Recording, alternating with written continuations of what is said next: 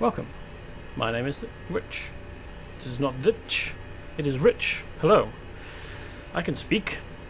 And this is Champions Online, a superhero MMO. We are in Vibora Bay at the moment. Well, Vibora during the apocalypse. Specifically, this is Dr. Carr's brownstone. Dr. Carr is this chap here. Egyptian-looking guy. And we are, as I said, here to avert the apocalypse. I don't mean to spoil it, but it doesn't go very well.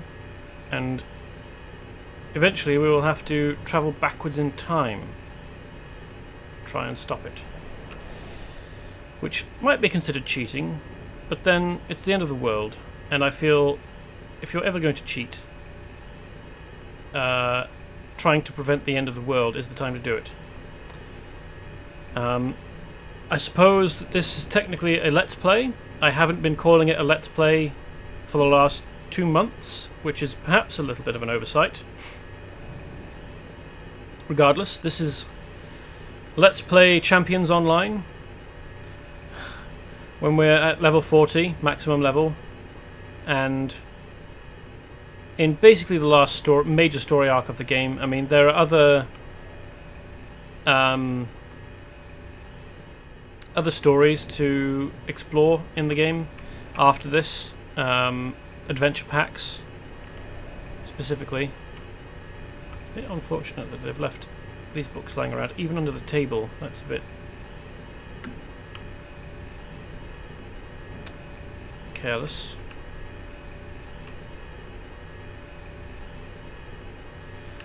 Now, this is a bit of a stupid question, in my opinion. Is the situation in Vibora Bay really as bad as people say?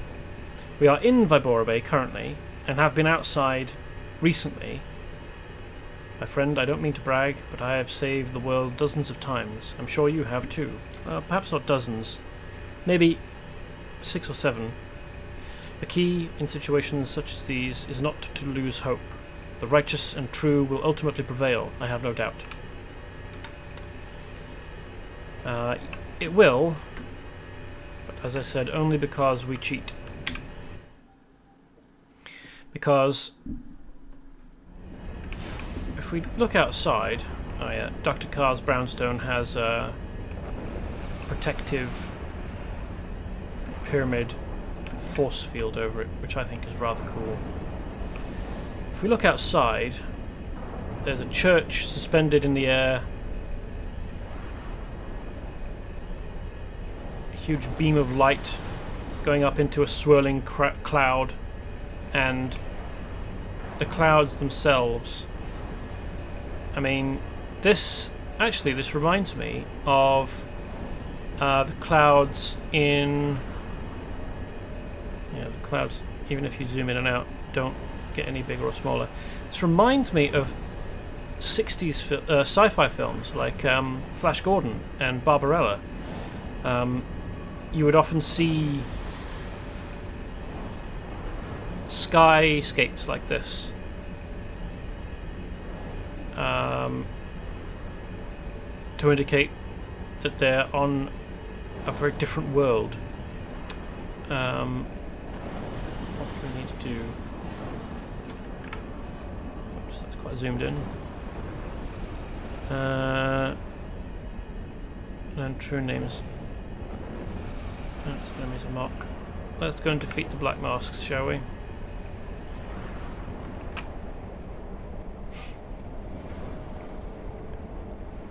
Raven Force, hey, welcome.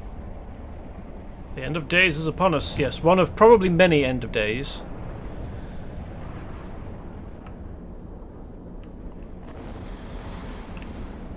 Every villain wants to believe that their end of days is the one that's really going to be the end of days. And yet they keep happening. Do you know if there's a perk for doing these guys in order?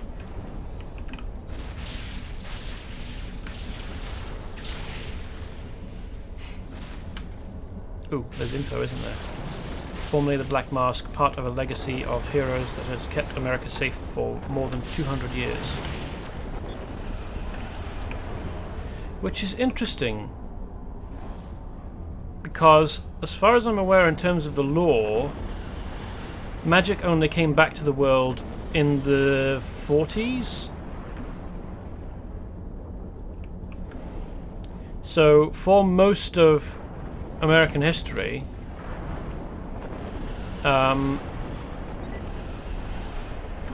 there wouldn't have been any magic for these superheroes to rely on to explain why they had superpowers, or to give them superpowers.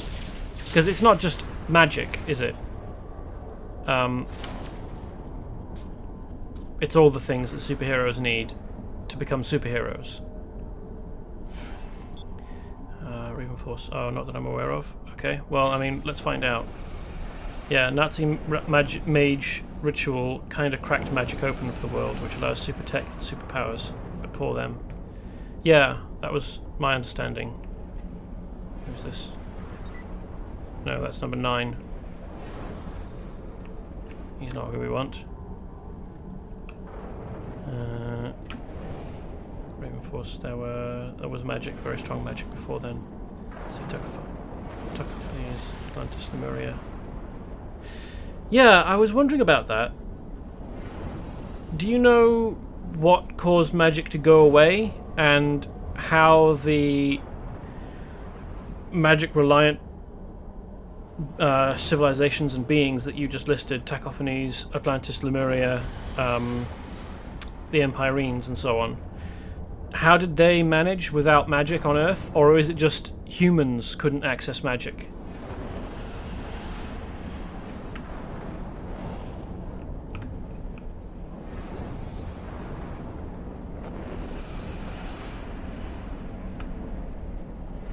No.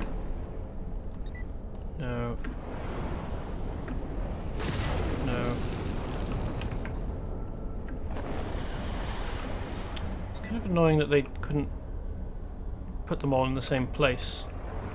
Or, you know, in order. Raven Force would have to look it up. One sec. Okay, no worries.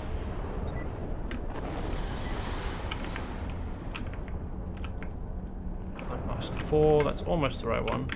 We want 3 though. I don't understand what all... Ah, there we are. There's 3. No, exactly the same info text. That's annoying.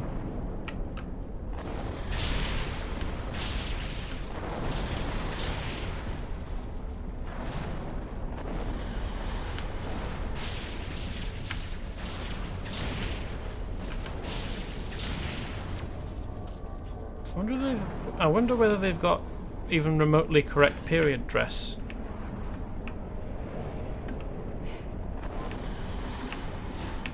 Four was around here somewhere, wasn't he? No, that's 6. There you are, 4. Cowboy hat. And all.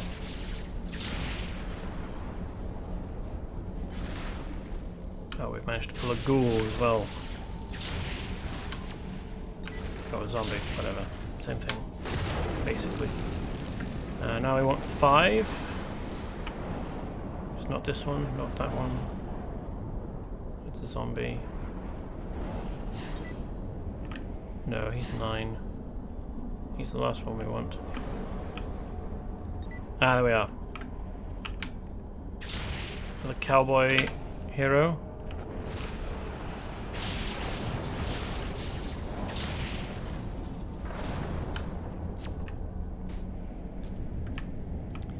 And 6 here.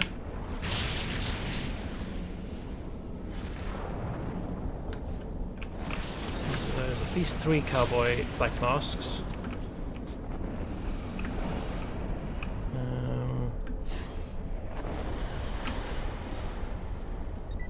7. Okay, he actually looks like he's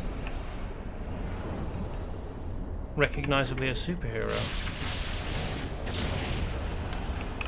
So, did they go straight from cowboys to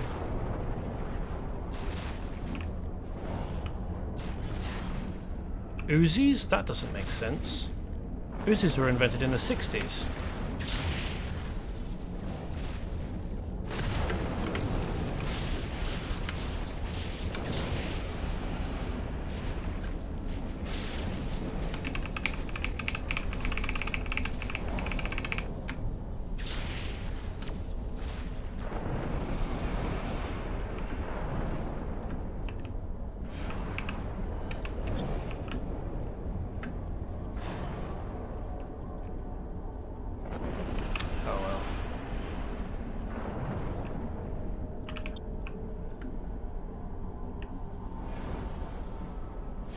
Raven Force. So back in about 70,000 BC there was magic. Here's the info for the Nazi ritual, and presumably copy paste a big section of it. Okay.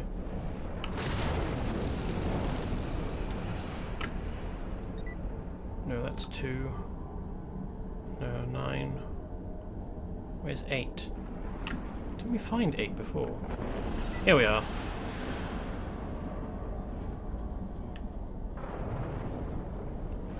No, there isn't anything between saying that you would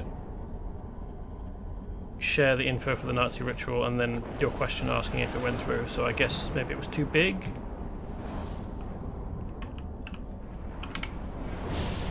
Oh, he's got Uzis as well.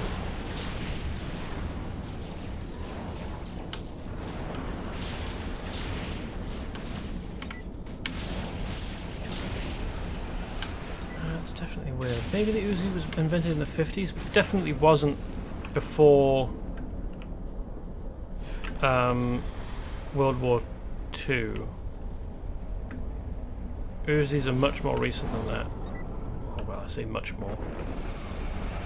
Maybe use the word Nazi. Well, yeah, except you've already used Nazi in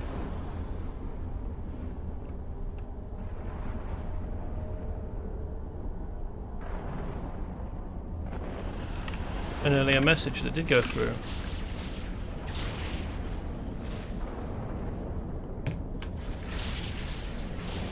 Ah, okay. It's probably one of the other banned words, and I can't remember what I added to the ban list anymore. And it would take a while. You could send me a message on Discord. Yes, that's what I thought. Thank you for going to this trouble, by the way. Am I after here? Enemies are mock.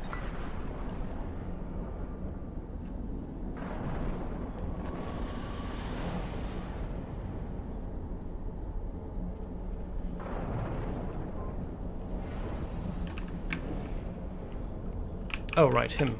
Okay.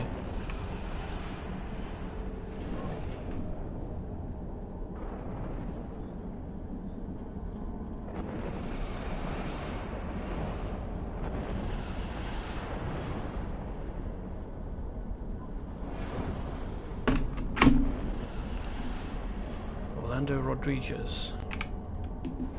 Sovereign Sons are a gang of criminals and drug dealers. In the past few years, they've been delving into voodoo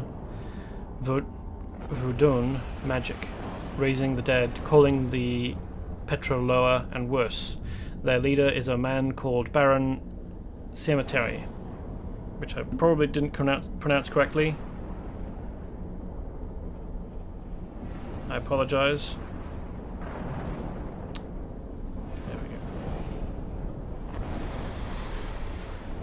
Or just the Baron.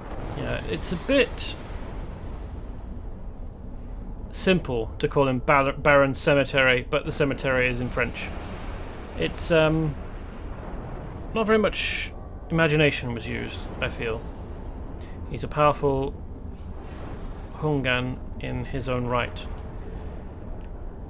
The Baron used to be in league with Thrakiel. Ugh. But Vibora's heroes have won some major victories against the Sovereign Suns in the past months, and they're getting desperate.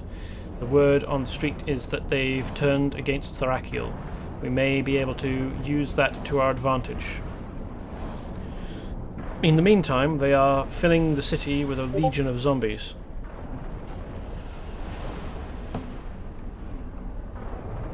Some of the Suns carry bags of a white powder. I believe it is this very substance that they use to reanimate the dead. Take it from them, technical issues, and let us see if the dead do not sleep more peacefully afterwards. Okie dokie. So beat up Sovereign Suns and take their white powder, which may or may not be cocaine.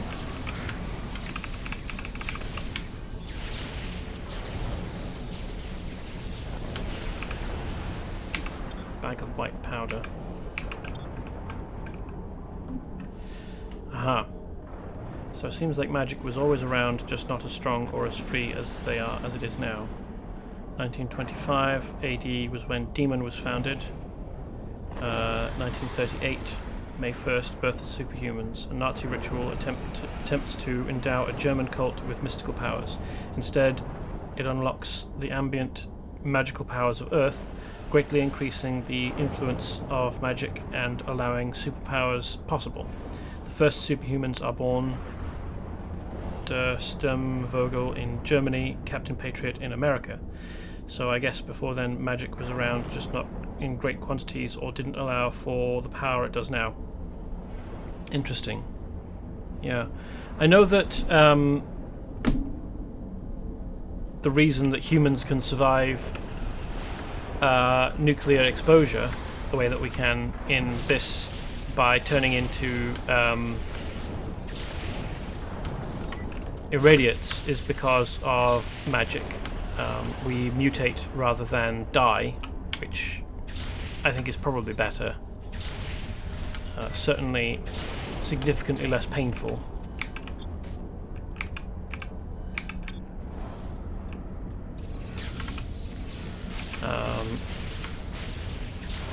Any idea what caused magic to be sealed in the first place? Probably not something that any human did, given that it happened in 70,000 BC, which is before pretty much any human civilization. We've only really been settled and in the business of creating things like cities for the last 10,000 years, which is significantly less. It may, now that I'm thinking about it, be something that either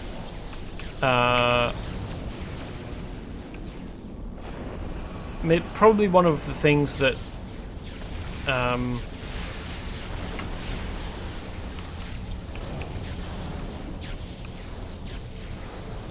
maybe the Atlanteans or Empyreans or...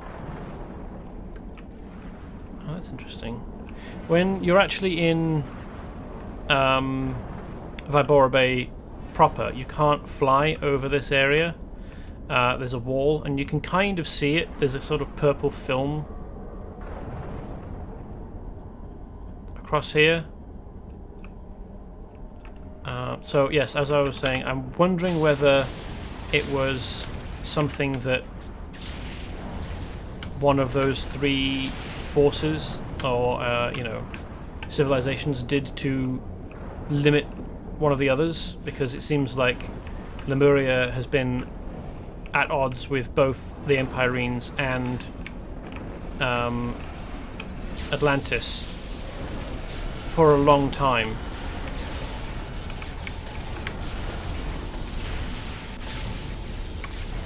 Raven Force. I did wonder if it was related to the fact that Earth is in the Asiatic realm of reality, so is less controlled by magic.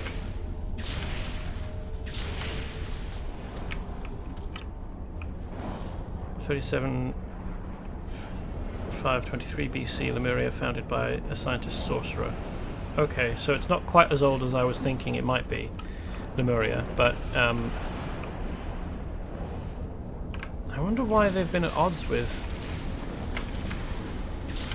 the two other, well, yeah, basically the two other super long-lasting. Oh, I've done the Trey Kings thing. Okay.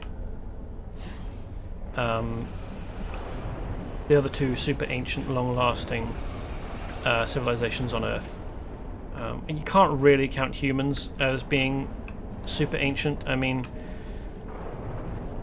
as a species, as Homo sapiens, we've probably been around for 100 to 250,000 years, which is a long time, but according to anthropologists.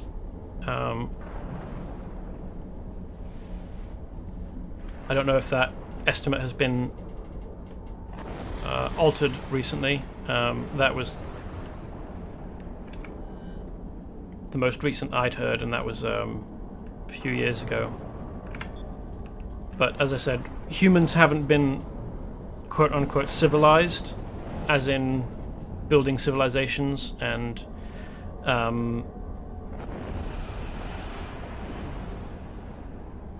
cities and being farmers and having, you know, rulers and militaries and things. Humans didn't start developing those until about 10,000 years ago, and we only have the barest hints of evidence for the eldest ones, the Mesopotamian civilization, the Egyptian, the Indus River Valley and Yangtze River Valley in China are the four oldest human civilizations. And the Egyptians are only about 3,000 years old, or maybe they're 5,000. I forget whether it's 3,000 years or 3,000 BC. So anyway, Raven Force 36,964 BC. The Lemurians attack the Empyreans with the Mandragore, a powerful magical weapon. It backfires and Lemuria sinks. So they weren't around for that long, really, were they? I mean, 37,000 BC when it was founded, and then 36,000 and some 100 years change. So they were pretty belligerent, it seems.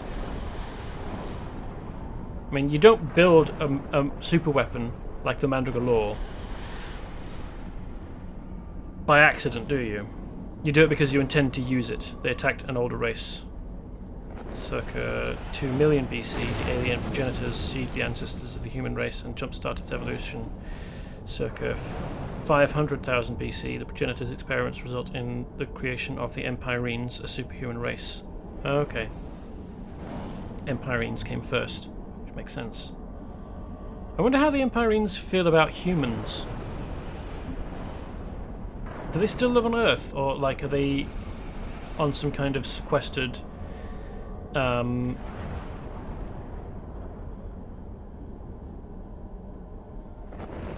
secret dimension city world or something?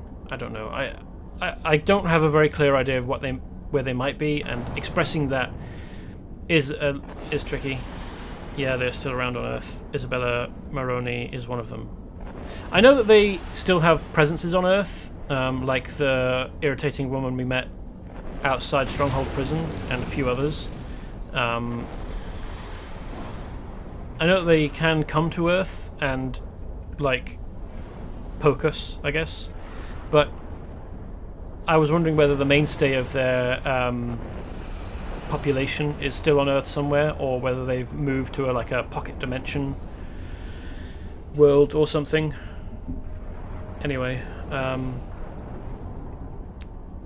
I've ground actually playing the game to a halt so that we can talk about aspects of the game that are not immediately relevant.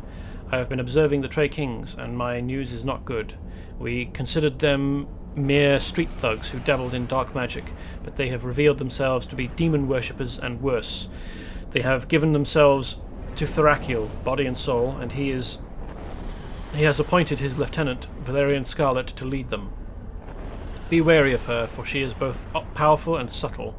The Trey Kings are Thrakiel's foot soldiers, and we can give them no quarter now that they have revealed their true colours. I think I probably did stuff for her earlier, a little out of order. Yes, she was supposed to have given me a bunch of missions, including the one that actually finally destroyed the Trey Kings. Trey Kings? Yes.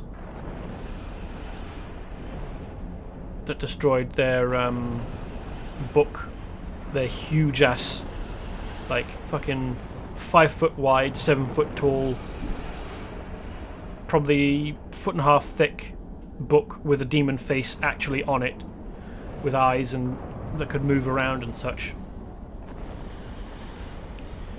So I've done her things out of order, but oh well. We've dealt with the Trey Kings already, even though there are still lots of Trey Kings all around.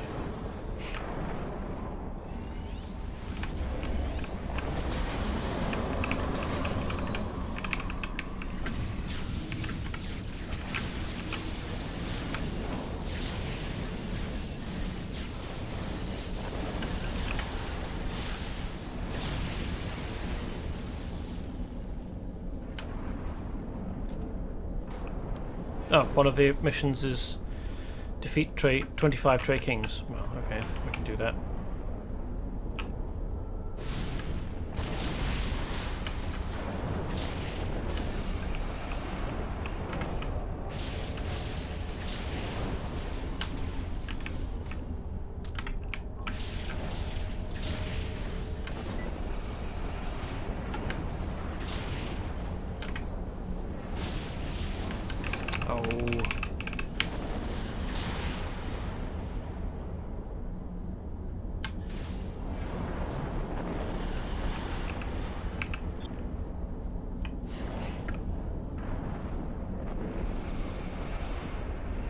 I know that they had to cut corners, and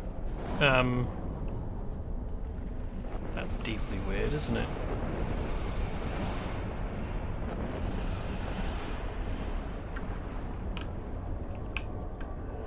That building a whole city is difficult enough on its own, and becomes more so when you have to do the interiors of all of the buildings as well.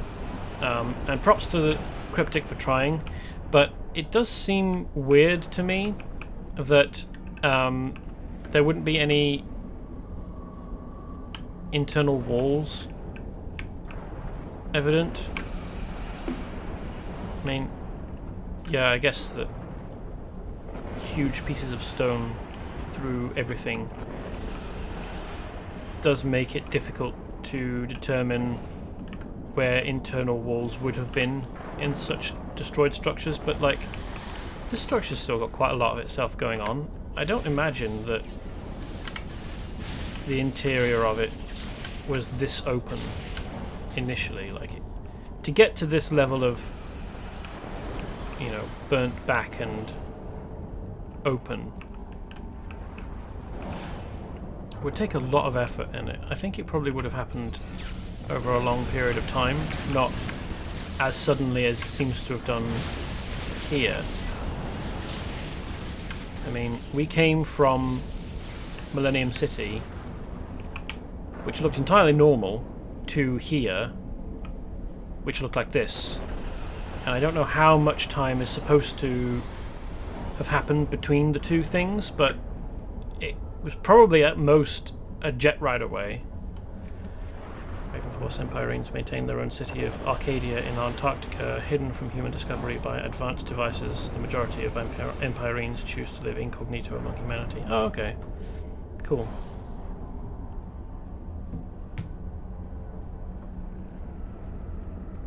Antarctica's a good place to hide, because there's no resources there that any sensible person would want. I mean, besides fish, but that's not really on the Antarctic continent, it's around it.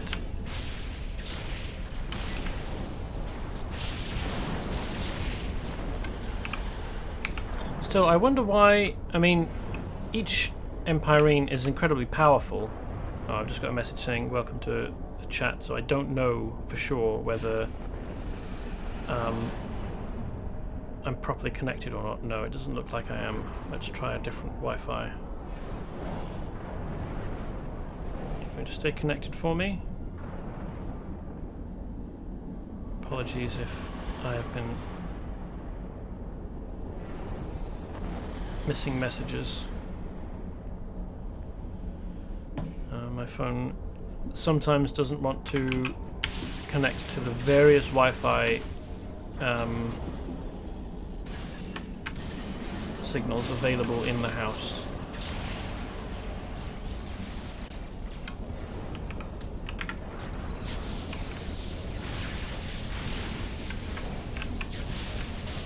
I probably did miss a message, so I apologize. General population is ignorant of their existence. Only a few superheroes have been trusted with the secret, although the Lemurians know of Arcadia and have been enemies of the Empyrenes for many millennia. A few Empyrenes have acted as superheroes or villains in the modern era. I'm curious as to how they seeded, what caused them to seed the Earth to humans. I mean, unless there were never very many of them in the first place, and we outbred them.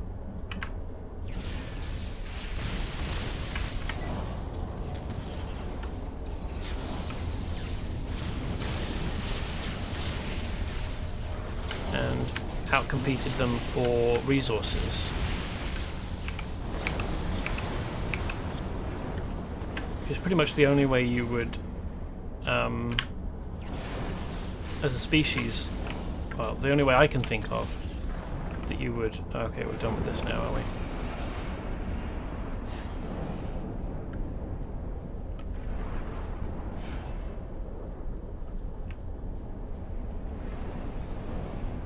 The only way that a species would manage to oust another species that individually is more powerful. I mean, I think humans were the original intention by progenitors. Probably. But were the progenitors around for the whole time? Like, looking over the Empyrenes, or did they come back? And then Empyrenes were created by progenitor experimentation. Oh, so they weren't like... They didn't happen naturally.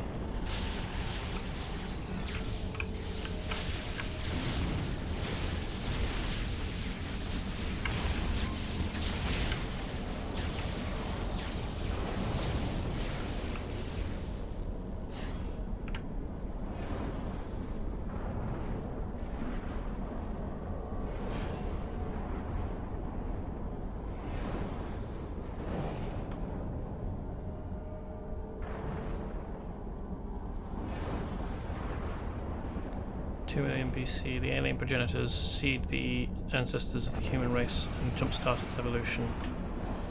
500,000 years BC. The progenitors' experiments result in the creation of the Empyrenes, a superhuman race. Yeah, what I'd gotten from that was that their experiments in creating humanity accidentally caused a race of superhumans, the Empyrenes, whereby the Empyrenes somehow absorbed superhuman power from their environment, like absorbed magic and became superhuman, rather than it being a case of individuals or batches being experimented on directly by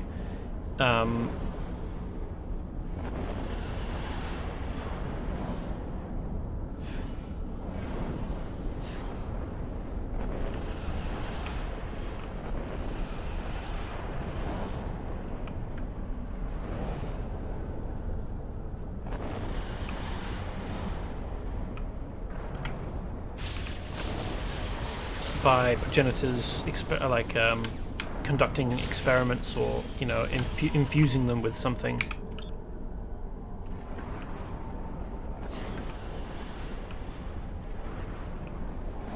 Deliberately. This is fun. We need to play Hunt the Spirit with very little context or clues, and only only the ability to see the spirits when we're close enough.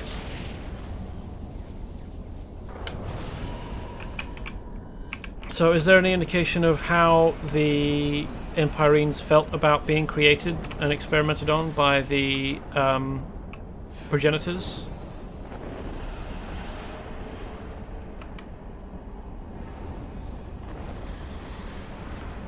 Do they treat the progenitors with reverence? Do they hate them? Did they drive them out?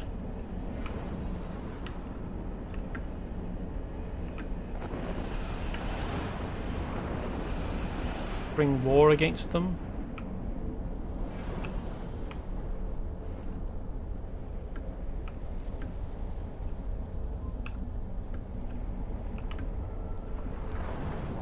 Progenitors vanished from the universe, apparently. Just completely vanished, no trace. Wild. Wonder if that was intentional or if something happened to them.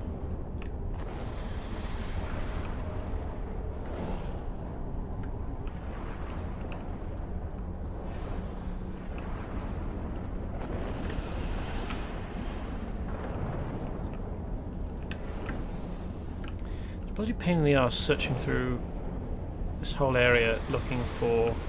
Oh, maybe I need to have that active. Oh, there's one.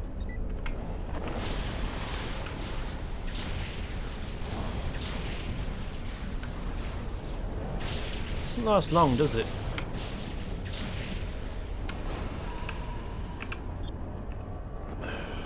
I'll have to go back and search over again. Ah, here we are.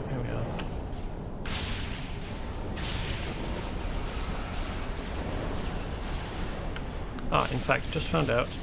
Similar to how the Time Lords wanted to transcend mortality and become pure thought.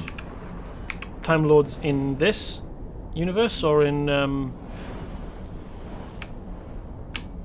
Doctor Who?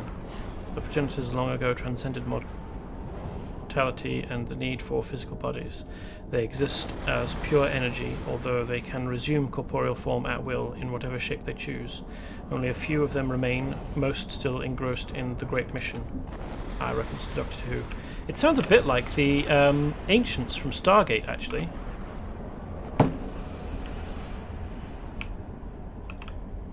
Who learned how to ascend and become energy beings. It seems that the progenitors have a great work that they're focused on. That's less cool, I think, than them disappearing entirely mysteriously and absolutely nobody knowing where they've gone, why, what happened. I liked the mystery more than the clarity, I think. Because it's kind of spooky and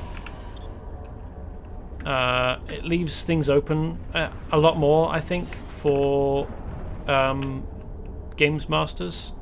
If you've got a completely open mystery like that. I will just say it's awfully convenient that all of the spirits that Caliban needs the true names of in order to become Archmage are within, you know, about 200 feet of the place that he currently resides. Now, maybe that's because they're drawn to him because of his destiny as a potential Archmage. Interesting that this tree, despite being completely blasted of leaves, is still living enough to sway in the non-existent breeze.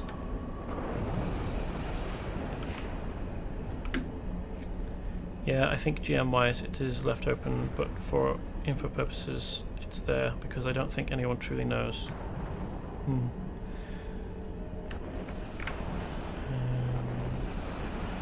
Right, yes.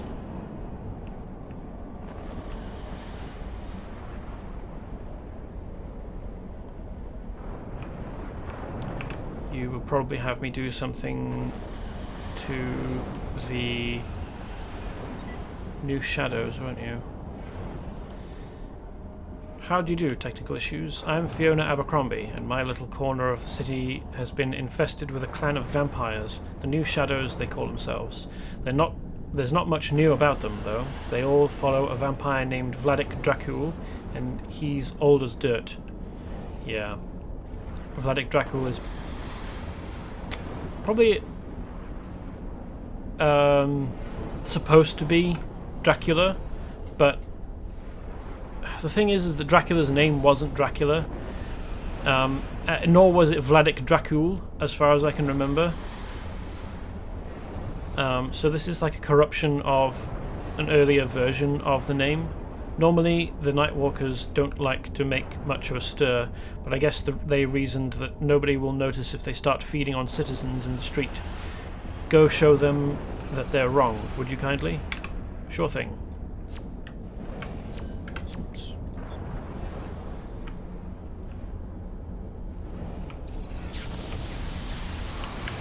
Why are there still civilians, like, going out anywhere in the street in this situation? Would you stop that?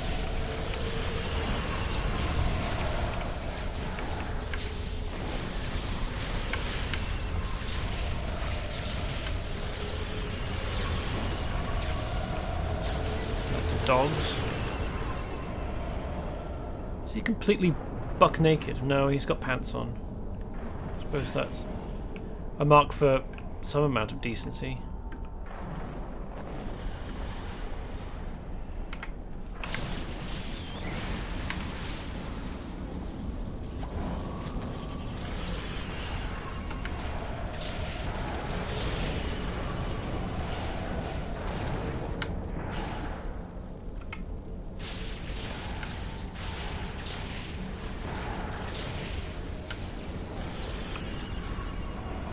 Yes, you definitely do need to get out of here. Why were you even here in the first place?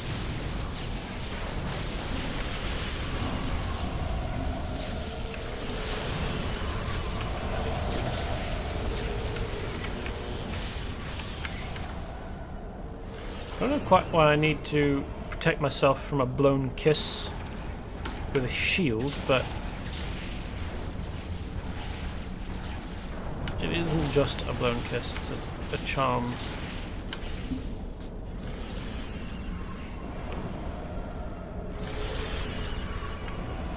A mesmer effect.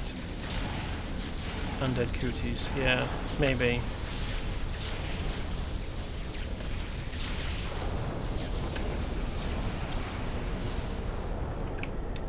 You know, what really annoys me is that you can't actually kill, I suppose they are called immortals, but the fact that they leave behind a cloud that will follow you a little bit and try and eat you, that you can't do anything to, really irritates me. It's like, come on, I just defeated him. He's the weakest he's ever going to get. Could you please let me... You can't even do anything with celestial powers. The one power set you'd think should be able to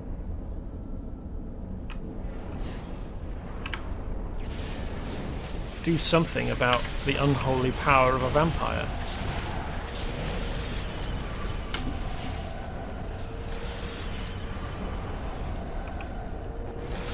Unless, can the unlockable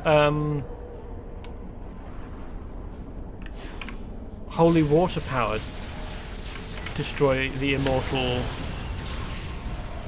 cloud form?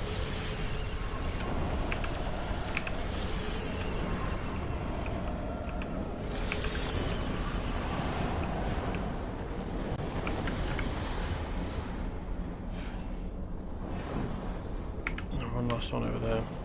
I'm surprised this building's holding up. It's very sturdy, isn't it? Especially considering the centre of gravity's probably over.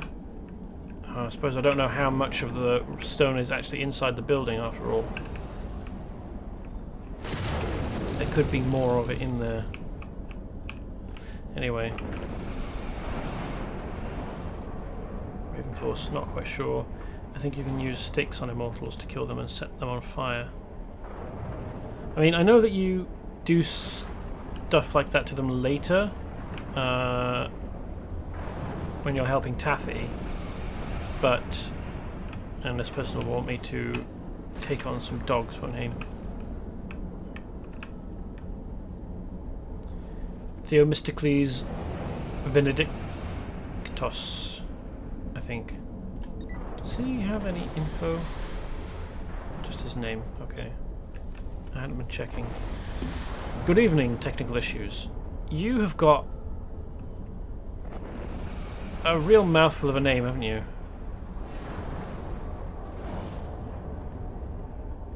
Theomistocles Venedictos. Good evening, technical issues. A dark evening it is. My charge is to observe the dogs, a pack of lycanthrope werewolves. It seems they have given up their humanity and now feast on the fallout of the end of days. Their former leader was Guy Sweetland, Vibora's most infamous crime boss. I suspect he was directly employed by Thrakio, though the same may not be true of their new alpha, Black Fang. Unfortunately, Black Fang is unquestionably leading the dogs to attack Vibora's populace, and that we cannot abide. Drive them back into the night, technical issues. Oops.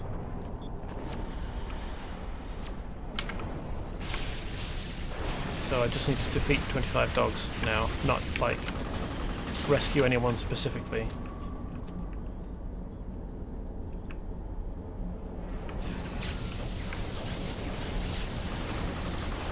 I was saying a while ago, it's a shame that you can't have quadrupedal character option, body option, and just remembered, wow, that's a weird face, isn't it?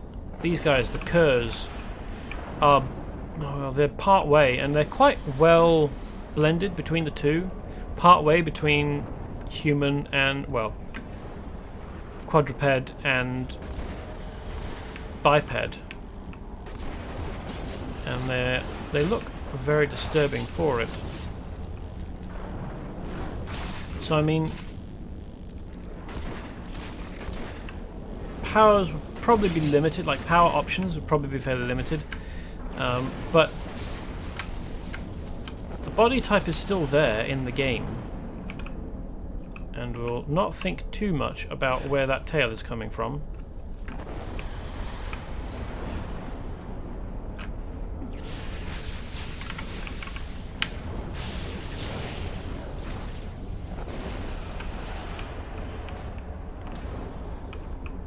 There's guys in here. Well, through here.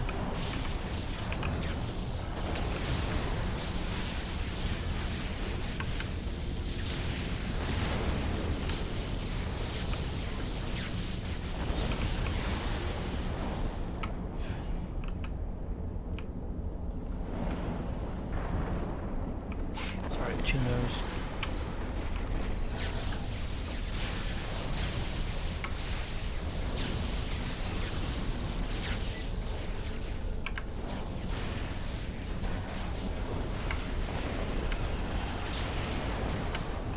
Yeah. Why has he got pants on but the Curs don't? Are the Curs not allowed clothes or something, do you suppose? Oh wow.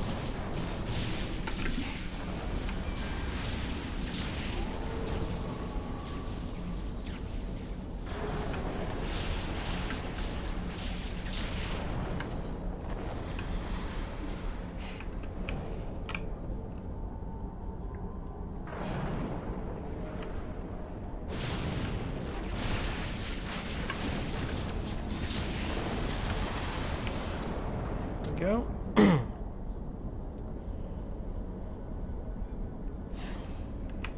I don't remember. I think at some point we need to decide whether we want either vampires or werewolves to help us out in an assault on Thrakiel. I can't remember whether that's now or when we go back in, after we've gone back in time.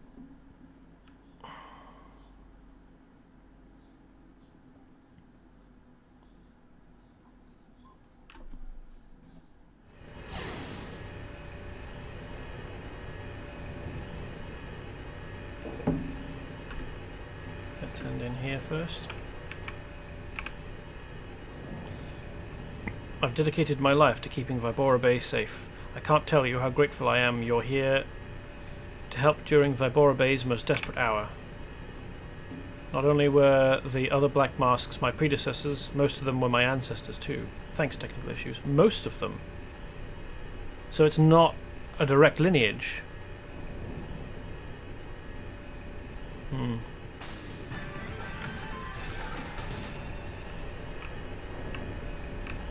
That little jingle to tell you that the mission has been completed and handed in is a little bit cheery, too cheery for the current atmosphere, I feel. Not bad, technical issues. Maybe we're not as doomed as I thought. Secret source. Remember how I told you we need to make... we need me to become Archmage if we want to beat Thrakiel? The bad news is, wizards like to keep secrets, and sometimes they keep secrets too well. Nobody here knows exactly what I need to do to become Archmage. You're going to help me get some answers out of the one spirit who will know for sure, Kryptos, Lord of Secrets. Without my flame gem, I don't have the raw power to compel Kryptos. So you're going to do the heavy lifting. Yeah, fair. I've used the true names you brought me to create an invocation. Incite it to make Kryptos appear. The catch is that he's a spirit of secrets, so he won't stick around if the two of you aren't alone. Two of who? Oh, me and Kryptos, right. I thought he was referring to me and somebody else who was supposed to be doing this. And don't expect him to be friendly. He'll be weaker here than he would be in the outer planes, but guarding secrets is what he does. Well, I'm sure I can beat them out of him. Or shock them, I suppose. This news is much worse than I had feared. It seems that we face not just Thrakiel, but an army of his mortal servants.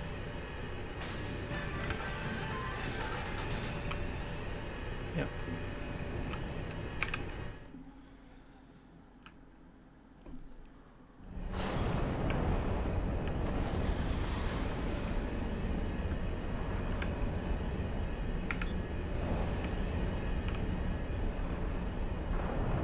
Not sure where the best place to do this would be. Here, maybe? I don't know that anyone actually patrols. Let's try inside the field. There we go.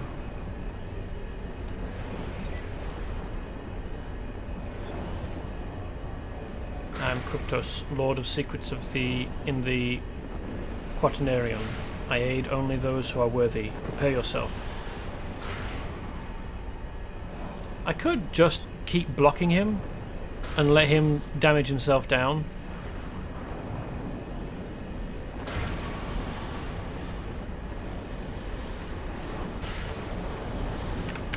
But no, let's be a bit quicker about this than that. I wonder how long he'll hold on for.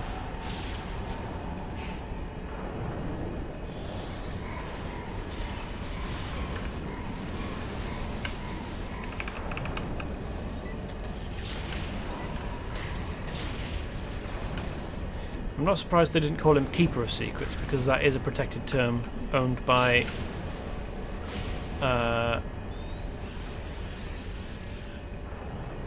Games Workshop. Enough. You are indeed formidable. I shall reveal my secrets to Caliburn when he calls for me. Job's a good one.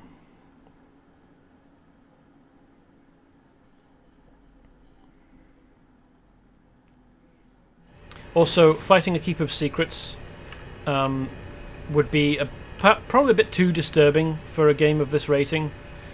Keeper of Secrets being a title for Slaanesh, god of, well, secrets and also pleasure. I'm not quite sure how the two are supposed to be connected. I mean, broadly speaking, the other gods of chaos, Khorne is god of war and blood, and you can see how those two go together. Tzeentch is god of change and magic, and those, again, very clear. Nurgle is god of disease and stagnation, and rot. And conceptually, he is tied to stagnation. So, I mean, disease and rot go together very well. It's just secrets and pleasure don't conceptually go together as well. I mean, they're supposed to be perverse pleasure, like in the same way that the Cenobites introduce people who solve the Lament configuration to pain and pleasure, and the two of them blending together such that you can't separate them anymore. And probably the Cenobites and Hellraiser inspired the creation of Slaanesh. I mean, certainly the story that Hellraiser is based on, because it was a book first, I think a short story or a book first, before it was adapted into a film. Certainly that predates the Games Workshop inventing Slaanesh by quite a ways. Ravenforce, didn't know that. I think Kryptos is from lore, can't remember. I mean, you're basically the lore expert here. Thanks, now get lost. I need to pry some answers out of a certain Lord of Secrets. Yeah. Now I'm not sure. Oh, there we go. He's realised, we need to give the hero something to do so she doesn't go around, I don't know. What do heroes do? Breaking pots? No, that's not quite right. Yeah, there is pottery in here. And I think I am a fairly silent hero. It is clear that I'm supposed to say things to these people to get them to speak to me. But you never get dialogue options. So perhaps I am a silent hero, and that this, therefore, certainly I break things a lot. Perhaps this... Wow, that's a big skull, isn't it? That's not a human-sized skull at all, is it? I wonder what it's from. Perhaps Dr. Carr is worried that I'll go around smashing open his pots looking for gems.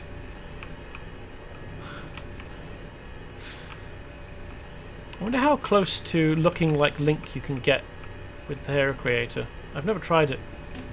Enforced, yeah, he's from lore. You are effectively helping Caliburn complete his due requirements to build up to becoming the Archmage. Or Archmage. Yeah, I mean, that was fairly clear. I was intrigued by how close they were skirting. The tails of his trench coat have somehow gotten caught through his shoulder. Let's see if I can fly past him yet. No. They really want to be up there, don't they? Maybe he's worried and he's like pulled the trench coat up over his head to create a little... I can blow the book around, it seems. A little tent for himself.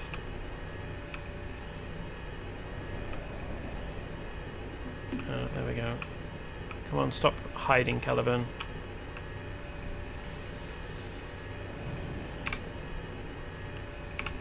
All that is unholy.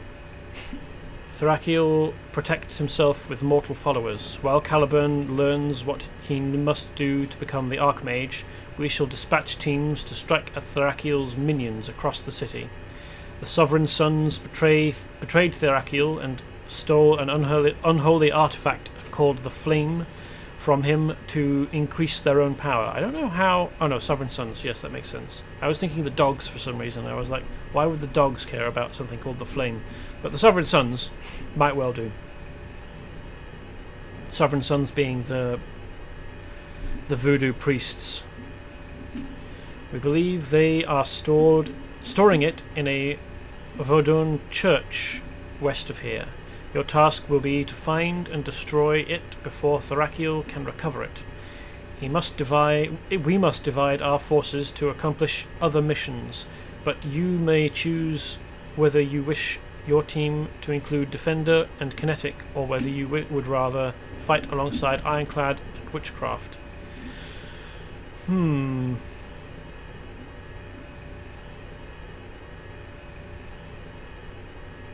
I don't know, does it make a difference who I take with me? I mean, I imagine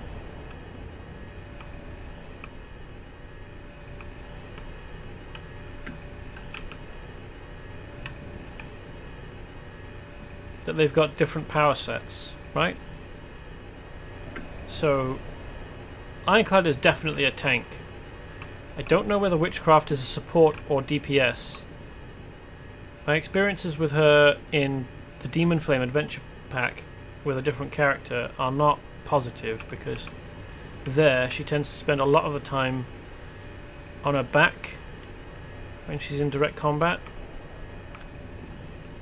Kinetic is a speedster, and they are lightning bruisers, almost exclusively. Speedsters, like Kinetic and like Flash and like Quicksilver, are glass cannons. I don't know what... Oops, I'm blowing books all over the place here. I don't know what Defender counts as. I mean, he could be a tank, he could be DPS, he could even be support. Oh, well, no, kind of. Probably not, though. So... yeah, let's go with Kinetic and Defender, because they're most likely to be a combination that deals damage, and it's really what I need, not a second tank in the form of Ironclad. Hey there, technical issues. We need to get this apocalypse under control, and we need to do it fast. Of course, I want to do everything fast. Hey there, I hear you're heading up one of the strike teams. If you take me, you'll have to let Defender tag along too. Yeah, alright, we'll let him tag along. We'll let Defender, leader of the champions, tag along.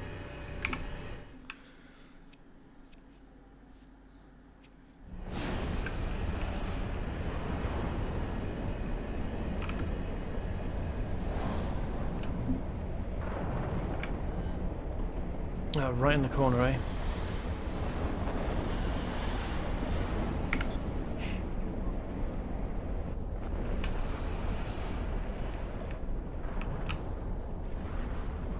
Why is he pulling himself out of the steps?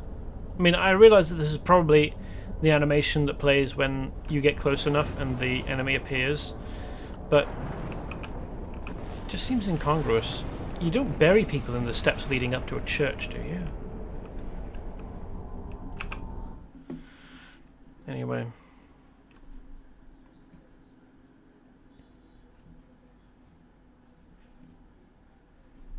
This is Mechanon. Oh, not for very long. Is he trying to run into me? That's deeply weird, isn't it? Anyway.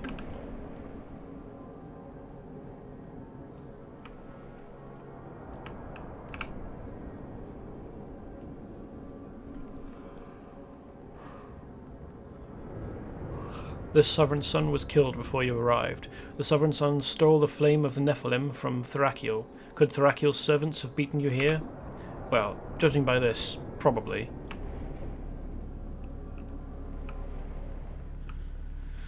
Yep. Wow, he's slow, isn't he? Come on. You've got any number of gadgets built into your suit. Surely you could. Surely you've got like a jetpack or jet boots or something. Somebody got to these guys before we did. I love it when the bad guys fight each other.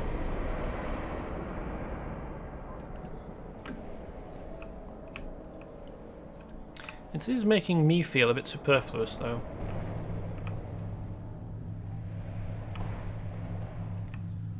I wonder if the pathing's good enough for them to be able to follow me. Yes. Well, kind of. Defender seems confused. Perhaps he's getting excited by all the architecture.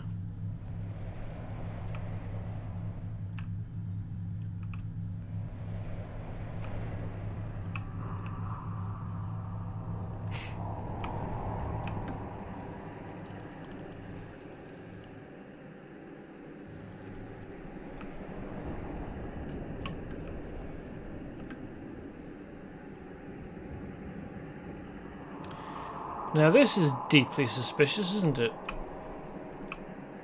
There's all these guys dead. Bloodstains everywhere. And yet the flame remains untaken. What do you reckon that Therakiel's servants, the Nephilim, can't actually touch this whilst it's here, and they need me to take it?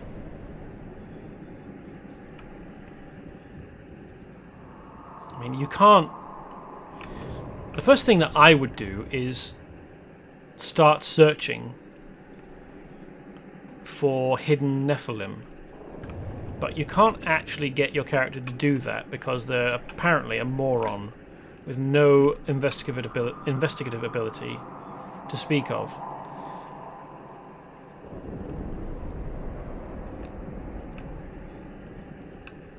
But here we are. Let's take the flame. Like moths to a flame. Get up, little heroes. You're out of your league. And you've been sold out. Sorry, team. I think this is as far as I can go. Damn it. Fucking go away, Valerian. No one fucking likes you.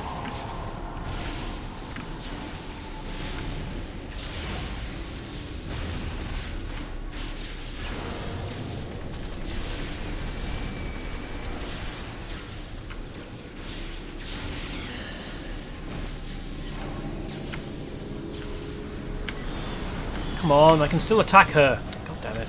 She's still here.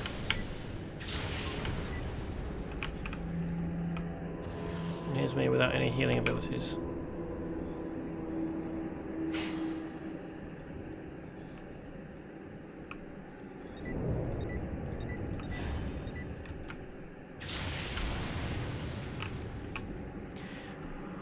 My character really should have seen that coming.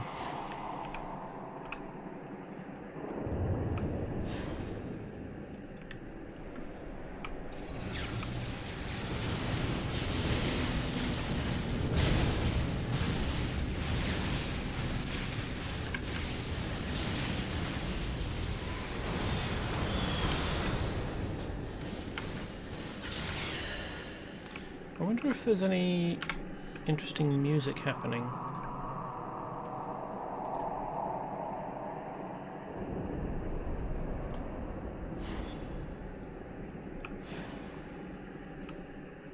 Of course, standing still is the great weakness of all speedsters. Their greatest strength is that they're super difficult to target, because if they remain always in motion and also move unpredictably, it's bloody near impossible to actually draw a bead on them and reliably hit them. The only thing you can really do is use AoE attacks, and even then if they've got enough space to move around, they can dodge, or they might have some super clever way of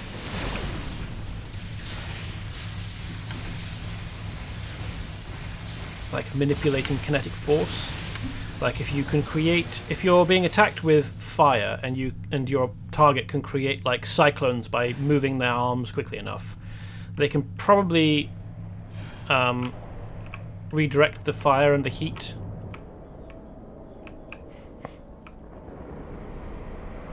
After the apocalypse, Thrakiel will rule over all reality, and we will live forever as his kings. The apocalypse will soon be upon us. Will be upon us soon enough, and there will be no stopping the end of the world. Praise Thrakiel. Praise the one that will bring on the apocalypse. Yeah, that's certainly a stance.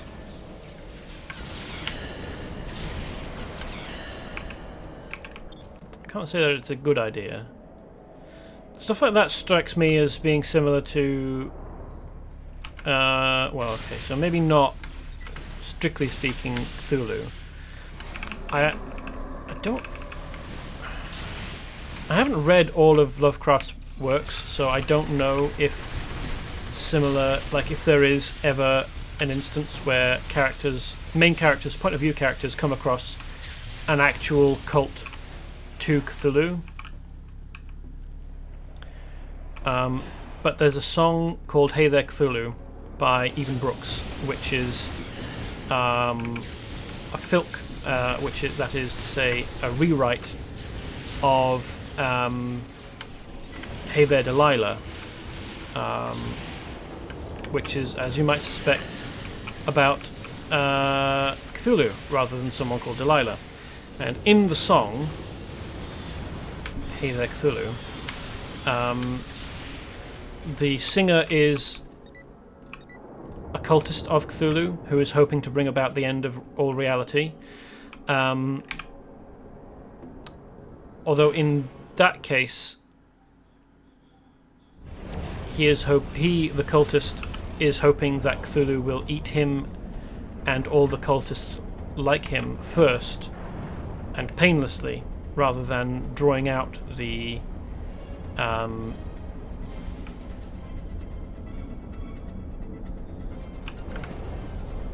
torment.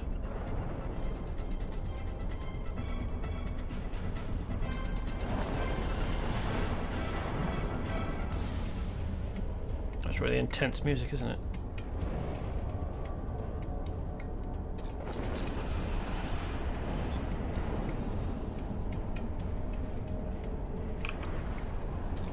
It's telling you that things are serious.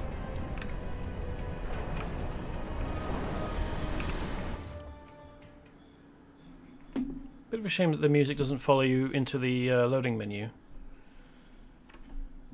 or the loading screen.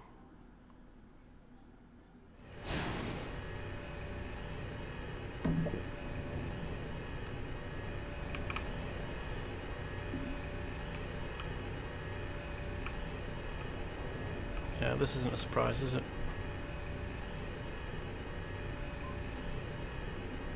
I'm sorry. I'm not much for conversation right now. 2 of my teammates are gone, dead, including Bethany, my sweet Bethany.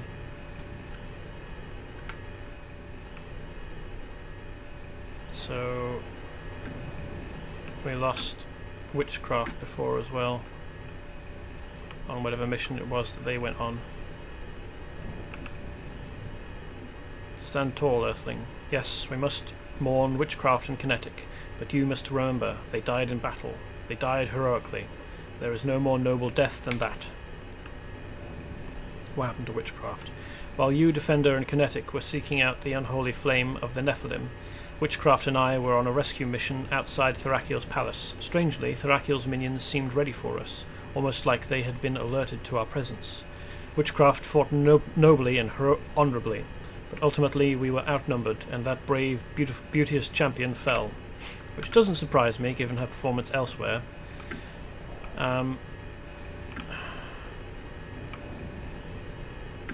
Interesting that he's still here.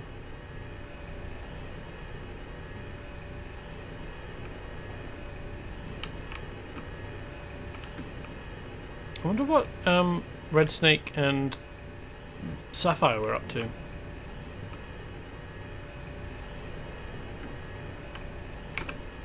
Hi, Amphibian. How you doing?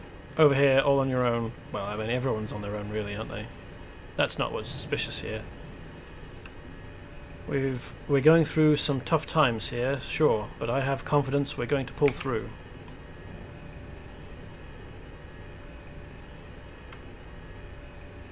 I don't believe that business about one of us being a traitor. Kinetic and Witchcraft's deaths must have Caliburn shaken up.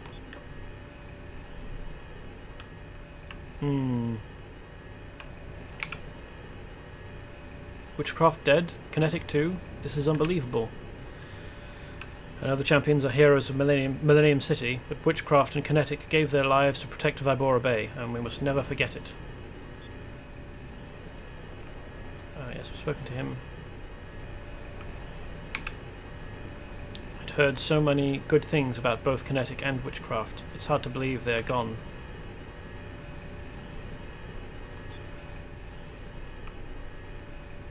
Oh, hey, Livy. Welcome. I can't believe it. Witchcraft and Kinetic, they're both gone. Are you okay, Sapphire? Superheroics were supposed to be fun. I mean, just last week my biggest problem was trying to stop Foxbat from stalking me and trying to trick me into marrying him. How could things have gone so terribly wrong? Well, your attitude is probably... well, it's not the cause of it, but it's definitely not the right attitude for superheroics. We're definitely not in a fun, adventurous vocation. Oh geez, I feel awful about Witchcraft and Kinetic. Did you know them well? No, not particularly. I don't know whether we're supposed to have done the adventure packs by this point in the story or not. I mean, I expect that they came out after the game was released. But I don't know whether their release was included in the story. Livy, I've only just dropped on, but someone trying to trick you into marrying them sounds like a very not fun time to me. Yeah, it's kind of... it's the sort of wacky hijinks that happened quite a lot in Silver Age comics, and the implications are not really thought out.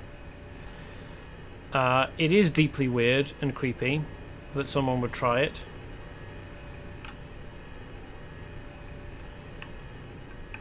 But I just don't like Sapphire very much, because she's treating it like a game. And superheroics really shouldn't be approached like a game. Losing Kinetic and Witchcraft was a bad blow to us, and it was no accident. There's a traitor among us. Our enemies were tipped off, and our friends were ambushed and murdered. There can be no other explanation.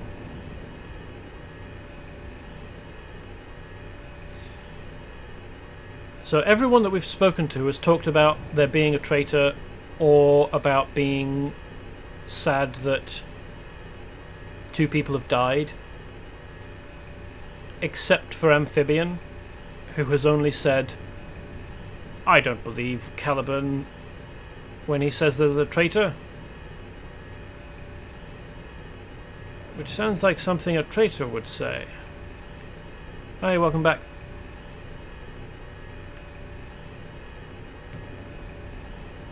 Why do you think there's a traitor? We were set up Valerian Scarlet knew you were going after the unholy flame of the Nephilim. Thrakiel knew exactly when and how we were scouting his church. Somebody must have tipped them off, and the only people who know our plans are the ones in this room.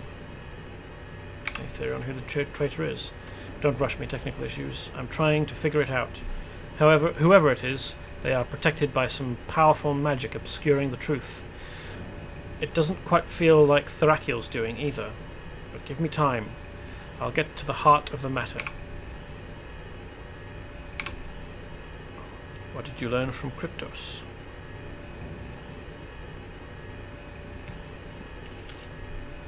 That I have a lot of work to do if I want to become Archmage before the world ends. I'm going to need to get back my flame gem along with the other 3 elemental gems.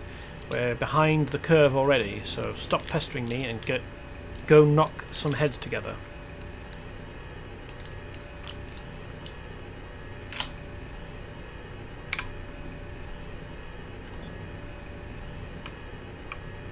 Well, knocking heads together is something I'm definitely capable of. Steel yourself, my friend. It seems we have lost both kinetic and witchcraft in this past mission. Losing fellow superheroes is a devastating blow, but we must be prepared to carry on.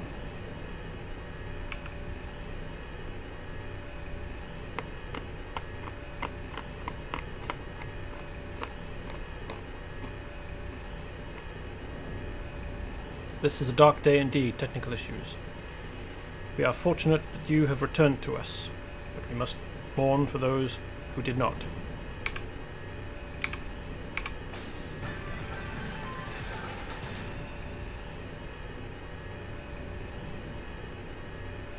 I mean, I already know that Amphibian is the one who's the traitor, but if I didn't, I'd probably find his words suspicious.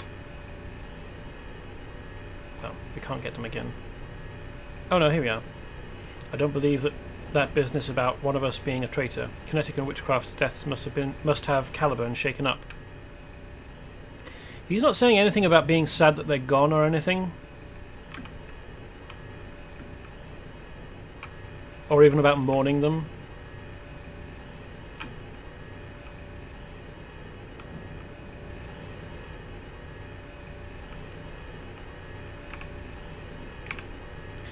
It has been a tragic day. Kinetic and Witchcraft are both dead, along with many valiant members of the Trismegistus Council, but we cannot admit defeat. We are the only thing protecting the citizens of Vibora Bay and the entire Earth from the chaos of the apocalypse. Some of our mightiest champions have fallen, so we must seek out new allies. The New Shadows are led by the ancient vampire Vladik Dracul. He is no fool, and we may be able to convince him that the apocalypse must be stopped. Likewise, a new pack leader has risen among the dogs, Black Fang. He may be less loyal to Thrakiel than his predecessor. By all accounts, the two despise each other.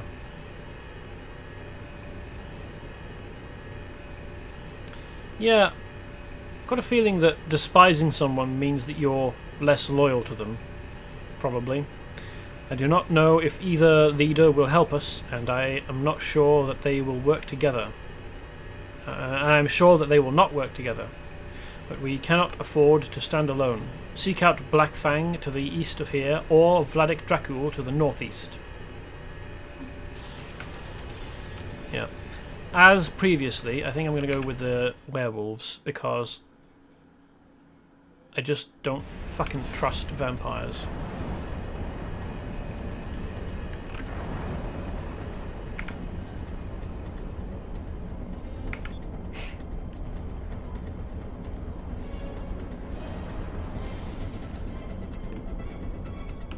Unfortunately, you can't choose both, and you can't...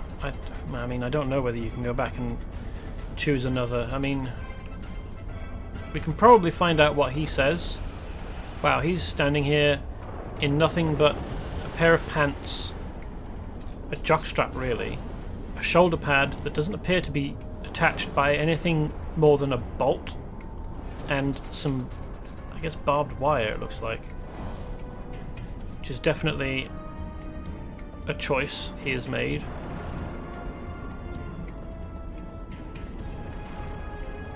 mean, these two behind him, these Ulfidnar, have straps across their torsos. Black Fang doesn't. Hey, Digital Seahorse, welcome along. I wondered how long it'd take one of you superheroes to come sniffing around here, whining for help.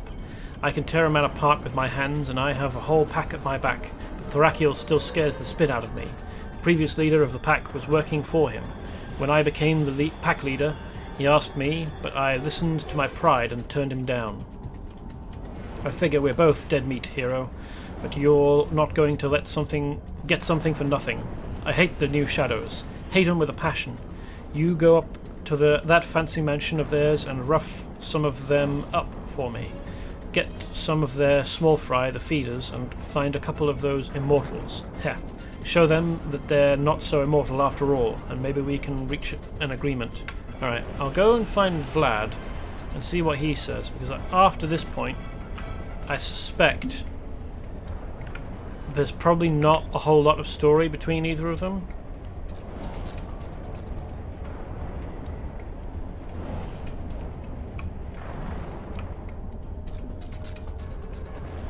What a cheery looking chap.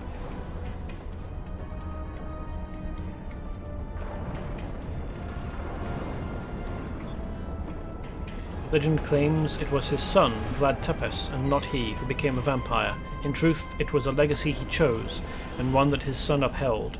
Although the world around him has changed through the centuries, he has in many ways stayed the same. He is still a warrior, still a man of power, and still determined to reshape the world in his image. His dream now is to create a vampire nation. Among vampires, he is one of the oldest and one of the strongest. If anyone were to father a vampire nation, it would be he. However, he imagines himself far more powerful than he truly is.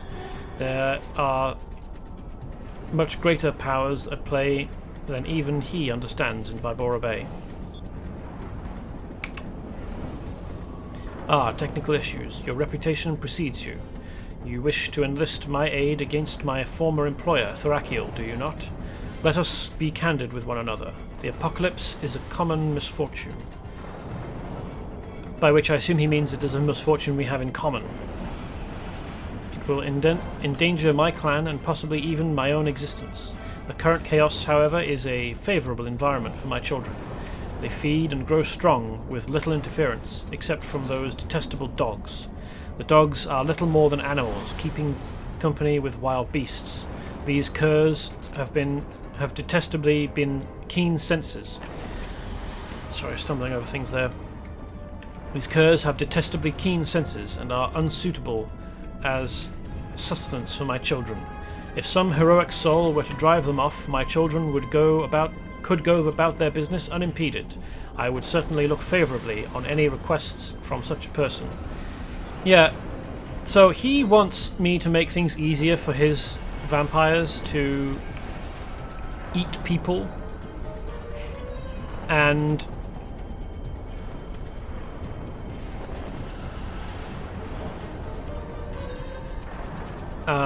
Black Fang just doesn't like vampires and wants me to kill a few.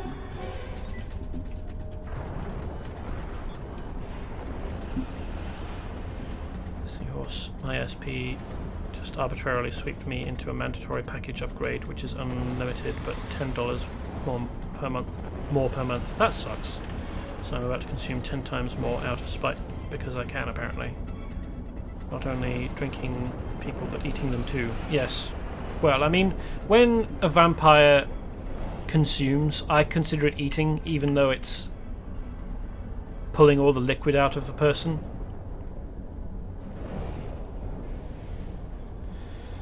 Before the street gang, the dogs were all transformed into werewolves. Before the street gang, the dogs were all transformed into werewolves. Black Fang was just another thuggish member of the gang. Now he's a powerful alpha werewolf. Wolves don't have alphas. Wolf packs, in fact, no species works on the alpha, beta, omega system. It's been debunked. by the guy who proposed it first. Initially, I forget his name. They do in Uru terms. Oh, do fuck off.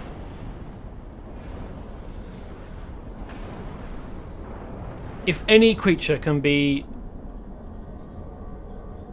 described as working under alpha, beta, omega rules, it's humans, and that's because we've decided it. We've found out about it and adopted it, not because anything naturally behaves that way. Anyway, I forget the name of the guy, but he was an animal behaviorist. He studied wolves in captivity, a bunch of wolves from all different packs, and came up with conclusions that he later, upon observing wolves in nature, determined were incorrect. And he retracted his initial observations, but the damage, unfortunately, had already been done. A bunch of idiots decided that, aha! Alphas and betas, that sounds good. I'll adopt that idea. So these digital seahorse, so these so-called self-proclaimed alpha males of humans are just being doinks. Yes, absolutely. Wish I could have clipped that to use as a GIF. Oh, fuck off. So he's not an alpha. He's just a powerful... Because the way that wolf packs actually fucking work is that they are parents and children. The alpha male is the father, and the alpha female is the mother, and all the others in the pack are their recent children. Once they grow up a bit, they leave and form their own packs. I mean, I'm simplifying here, but basically the way that it works is that, like in Lucian David Mech or Dave Mech. He did the research, yep. That's the one. And so every fucking witless, brain-dead asshole who claims to be an alpha male, or even talks about alpha males, is talking out of their arse and factually wrong.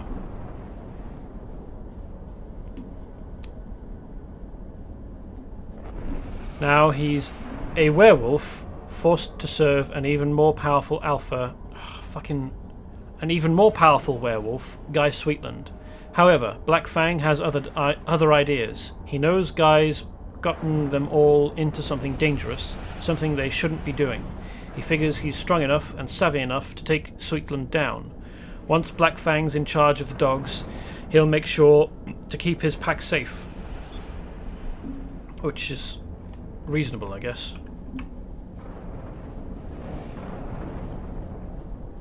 The original group was of several different packs and kept in captivity, operating on panic mode because they had no control over their food source. Yeah, so on top of being in captivity and not being all of the same family, they were in captivity, like in close confines, and the behavior that they fell into as a result, these wolves that Dave Mech studied were displaying behaviors. Sorry, I'm getting mixed up with my words there.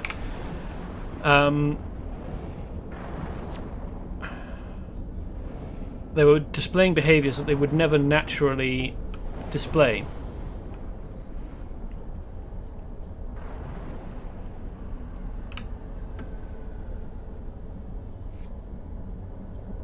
Oh, hey, Mimo. Welcome.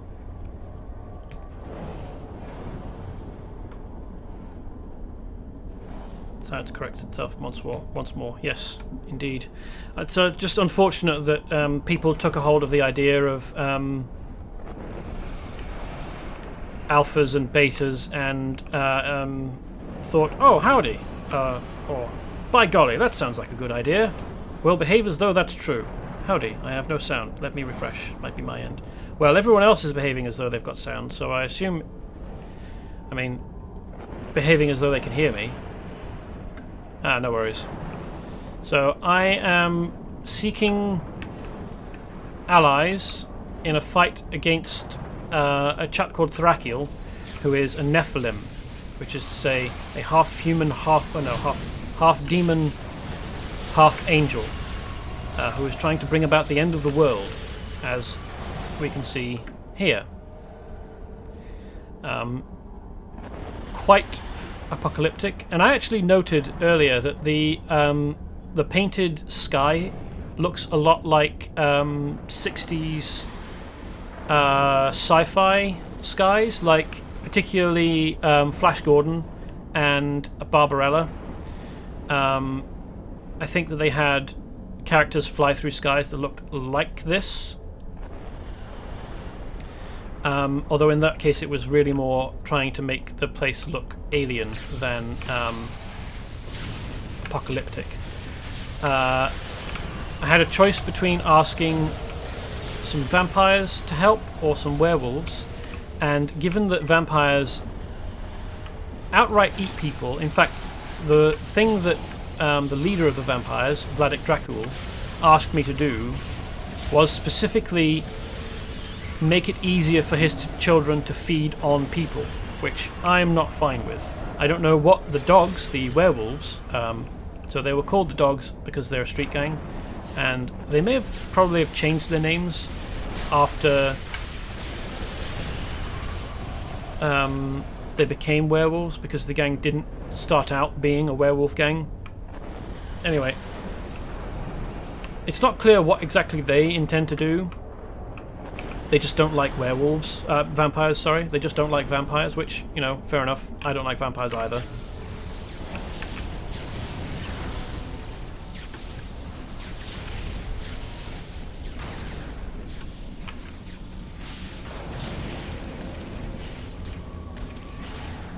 So I'm taking out vampires to get in the good books of a chap called Black Fang, who is a big stonking werewolf. Oddly, oh, he hasn't. Oh no, there he is. Immortals turn into cloud vapor and come after you and try and suck some of your energy out. And it's irritating that you can't kill them, but I suppose it's suitable because they're called immortals. The only vampires that actually do that, turn into vapor form, are called immortals. Anyway.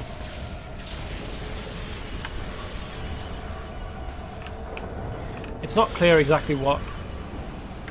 Can you imagine vampires just out on the court playing tennis? It's not clear what the dogs intend to do, but they weren't explicit in saying, please make it easier to eat people.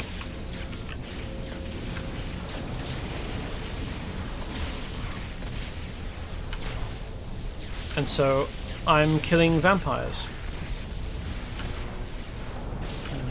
And much other research shows that this is animals under stress, they get real selfish.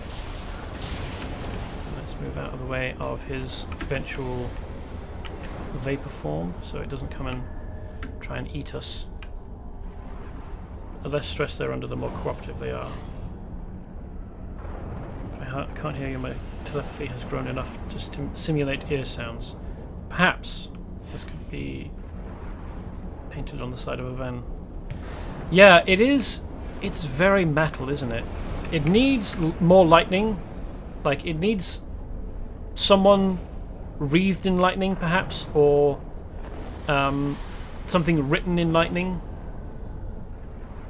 Maybe a dragon or some other mythic beast, a Pegasus, perhaps.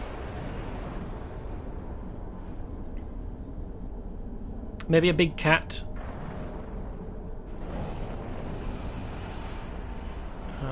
We've got the church, so that's good and gothic. But, yeah.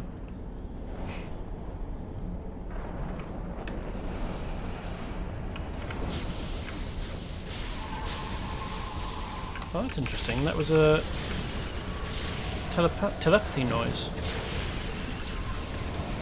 Oh man, nah, that's not Thrakiel style. Very painterly hell clouds. Yeah, they are. they're making absolutely no bones about this being the apocalypse with the art style. We don't want to get vampire cooties, so we'll put our shield up so that the kiss she blows at us doesn't do anything. What it actually does is charms us, and I think maybe makes her invisible, which just slows the whole process down. Stop fighting, you'll just die tired. Or die again. I don't... When it's vampires, is it accurate to say that you kill them? Because they're undead, aren't they?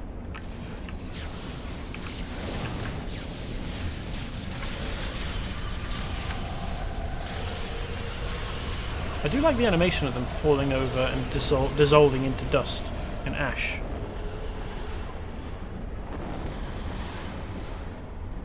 Rekill? Yeah, maybe. Vanquish? That's also good. Have I killed enough? Oh no, it's actual feeders, isn't it?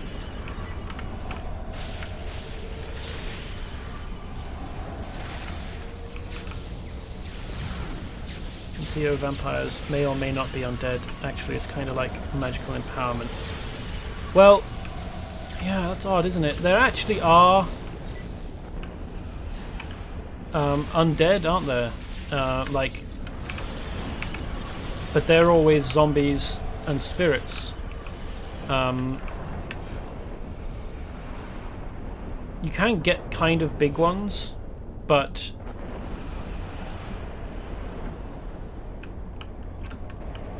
they're definitely different factions, and you don't see vampires like the new Shadows anywhere but in Vibora Bay.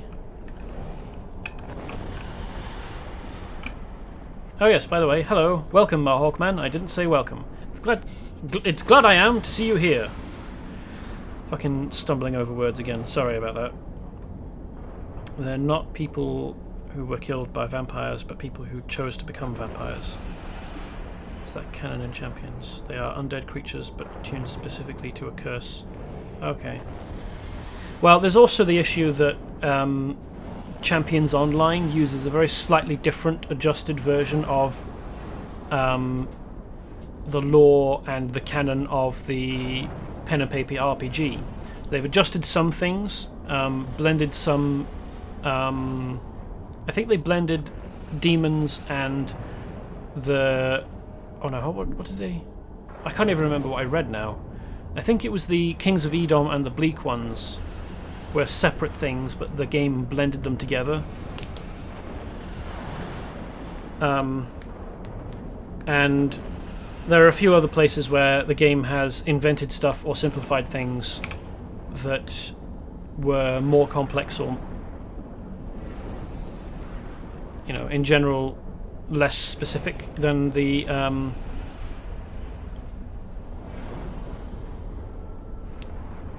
pen and paper RPG. So I don't know if you can really say. I guess things in the pen and paper RPG rules can be considered canon for the game, except where the game explicitly contradicts things from canon. Hawkman. It's kind of like how vampirism works in Marvel Comics. You can get turned against your will, but if you don't want it, you won't be loyal to whoever turned you. Then they'll have to use mind control magic to force your allegiance. Well, except vampirism in Marvel... does it kill you? It's biological rather than supernatural in origin in Marvel, hence how vampires in Marvel are allergic to silver and garlic, and holy water doesn't do anything to them because they're not a product of a demonic curse.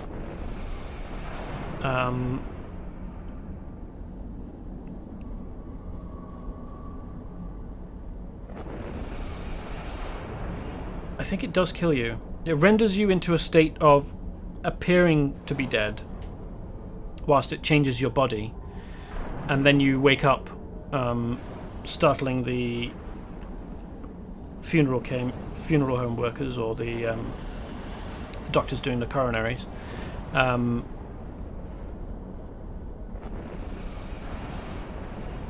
But yeah, vampires in Marvel are a bit different. They aren't supernatural in origin. so they can't be kept out by not being invited into a home, for example.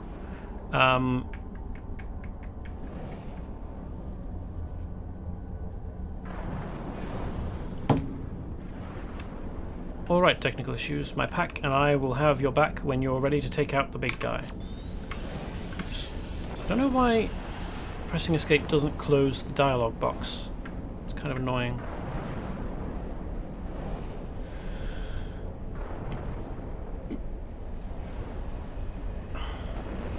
I assume no matter who you chose earlier, Kinetic and Witchcraft will still always die. I don't remember ever choosing Witchcraft and Ironclad to come with me, and leaving Defender and Kinetic to go and scout. So I don't know for sure. But Witchcraft seems like the easier one to kill, given that she's definitely much squishier. I've already spoken about how disappointed I am in Witchcraft. She's always disappointed me and not struck me as terribly strong when I've fought alongside her in Demon Flame. I always do end up doing the heavy lifting there. Oh, Hawkman, yeah, the end point of the story is always the same. Raven Force, yeah, they pair off and things happen to them. Always the same sequence. Okay. I figured it probably wouldn't be Defender or Defender and Ironclad dying at that point. They'll die later. Sorry, spoilers again for a game that's 11 years old. Steel yourself, my friend. It seems we have lost both Kinetic and... Yeah, okay, we've heard that already. I do not enjoy finding common cause with creatures that prey on human life, but these are difficult times, and we cannot ignore any avenue of aid. The dogs aren't explicitly after human life, are they? They're a criminal gang, which makes me think that they probably run standard criminal enterprises. Like, probably the worst that they do is drug running. But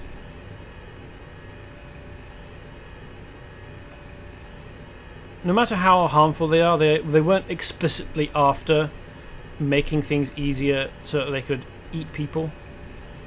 When I first ran this, I was like, holy shit, is this the end game? When I asked Dev, he trolled me and told me I'd made a mistake, and that's why everyone died. I still laugh when I think back to it. Wow. I mean, you only get one chance to do that, don't you? So I suppose I can understand that he took that chance. But that's kind of a shitty thing to do. It would also be an odd place to introduce choice. Like, right at the end. I mean, I still think that it was a pretty obvious setup, and that my character should have been wise enough to be like, oh, we've got all these sovereign sons dead around here, but the flame is still there. It's definitely something that the Nephilim wanted, and there aren't any Nephilim currently visible. I'll just not worry about it and take the flame. Like, fucking, come on. Hawkman, Witchcraft is a bit odd because she isn't actually a counterpart of Doctor Strange. She's far less experienced, so Witchcraft is more of a powerful rookie than a veteran wizard. The mission does have multiple ways to get to the end, but the end is always the same. Okay.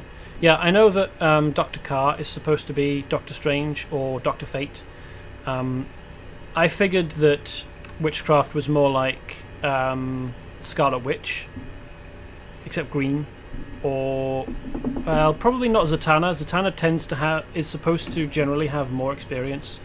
I can't think of maybe Raven, but her personality is completely wrong for it, and Raven is kind of a thing of to herself. I can't think of an equivalent in DC for Witchcraft, really. There aren't any, like, new rookie superheroes who deal in magic.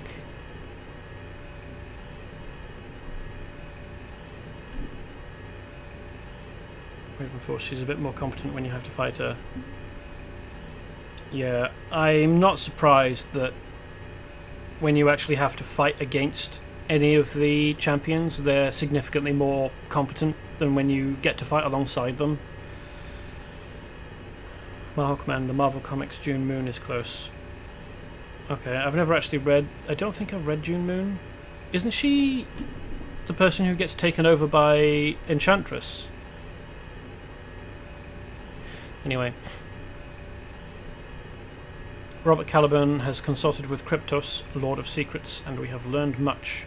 3 great tasks lay before him. He must journey astrally to the Quaternarian plains of Babylon and the Netherworld to claim gifts from their inhabitants. He must hold the 4 elemental gems of Earth, Soul, Flame, and Chaos. He must undertake a third labour alone, and may not reveal what it is. While Caliburn undertakes his perilous astral journey, we must retrieve the elemental gems. Until recently, Caliburn held the Flame Gem, and it gave him great power, and we won't talk about what happened and why he doesn't have it anymore, because... shh, never mind, that's why. Therakiel's minion Valerian Scarlet stole it from him, and we believe that Therakiel has located... Well, that's not entirely what happened, but as I said, shh, never mind, don't worry about it. And we believe that Therakiel has now located the other 3 gems and brought them to Vibora Bay. We shall dispatch you, Defender, and Ironclad to wrest them from him. Have faith, Technical Issues. We may yet bestow the mantle of Archmage upon Caliburn in time. Black Mask has discovered a brownstone owned by Valerian Scarlet to the east of here. We believe Therakiel has gathered the gems there. And this isn't going to go poorly and result in more deaths. At all. Hawkman. June gets magnetic powers when she is possessed by an ancient magtic. Do you mean magic user? Then the being possesses her, gets dispelled. June Moon is to see, not vulnerable. Oh yeah, she is. That's I'm confused there. Because Enchantress is the villain in Suicide Squad, isn't she? Witchcraft was magically boosted. Ravenforce witchcraft was magically boosted from birth. So whilst she's not experienced, but has a lot of potential, her mother conducted a ritual to support different beings from the multiverse to bless her twins, Beth and Pam, aka Witchcraft and Talisman. Oh man, it's a reasonably accurate description of her. Yeah, I feel like Witchcraft is really more like Scarlet Witch. I mean, her powers are from actual magic and not like a mutant ability that allows you to affect probability, which is, strictly speaking, what is the case with Scarlet Witch. But yes, June Moon, as Mahawkman correctly states, is DC, so I suppose she might be the closest, except Witchcraft doesn't struggle with having her body taken over. But I suppose you could explain that similarity by saying that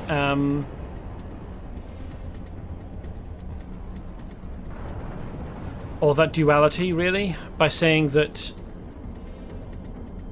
Witchcraft's twin Talisman is the evil half in the June Moon Enchantress dichotomy. Ravenforce, no idea why I typed support, probably because I'm updating a support build. Oh, fair enough. Well, hey, no worries. Hawkman, June was born an ordinary human, then she's imbued with the powers of Enchantress. Eventually Enchantress gets forced out. Does June Moon retain any magical knowledge after that happens? As I said, I haven't really ever read any stories from DC that feature June Moon, but since Enchantress is not dead, June keeps her powers. Oh, okay. Right. So the personality gets removed. Oh, now dead.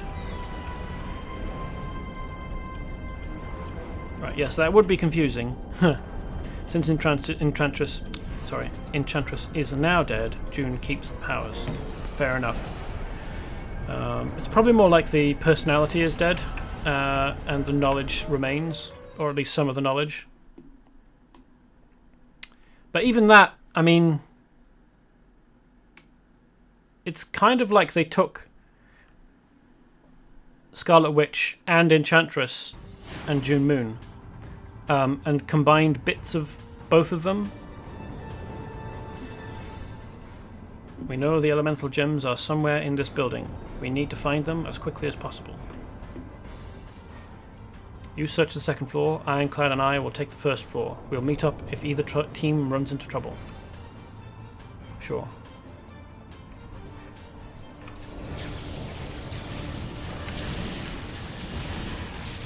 But I'll just help you out here. Oh, cool. When he picked up a slab of the floor, it was patterned after wood, not stone. So at least sometimes it's possible for that to happen correctly.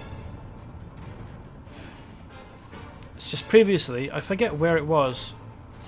We'll finish searching the first floor while you check out the second floor. Stay in touch and be careful.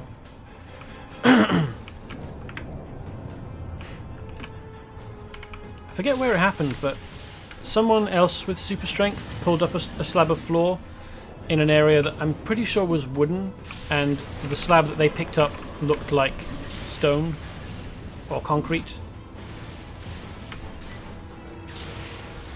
So it's odd and interesting that when Ironclad did it just then, he pulled up a slab of floor that was made of wood. Ravenforce, this is one of those missions that I feel make you look more like an independent hero, because there's both of them going together and you're running alone.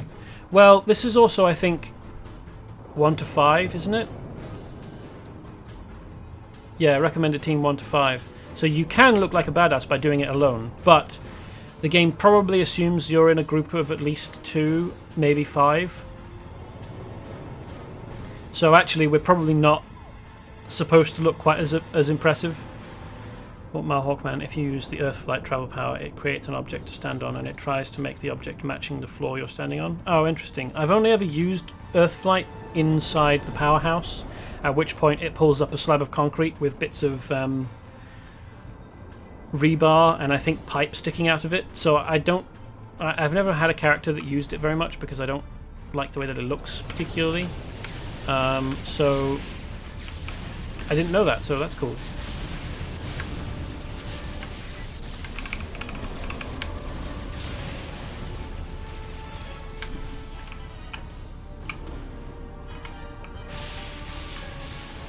Manipulators look...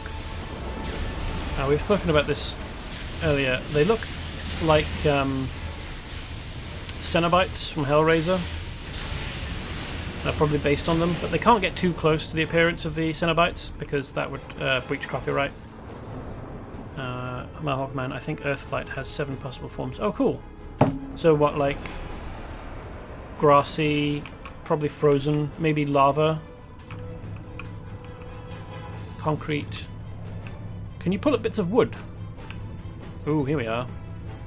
Nephilim. Powerful, half-angel, half-demon creatures who serve Thrakiel. Corrupted beings formed out of a cosmic conflict under the control of a dark master.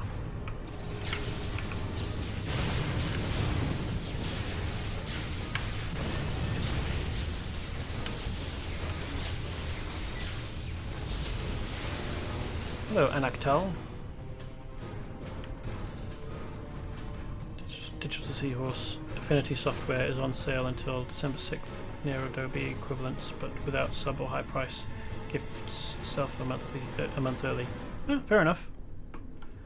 I have acquired a version of the latest Photoshop. Malkman, clump of snow, chunk of sandstone, bare dirt, grass-covered dirt, and a cloud. Oh, really?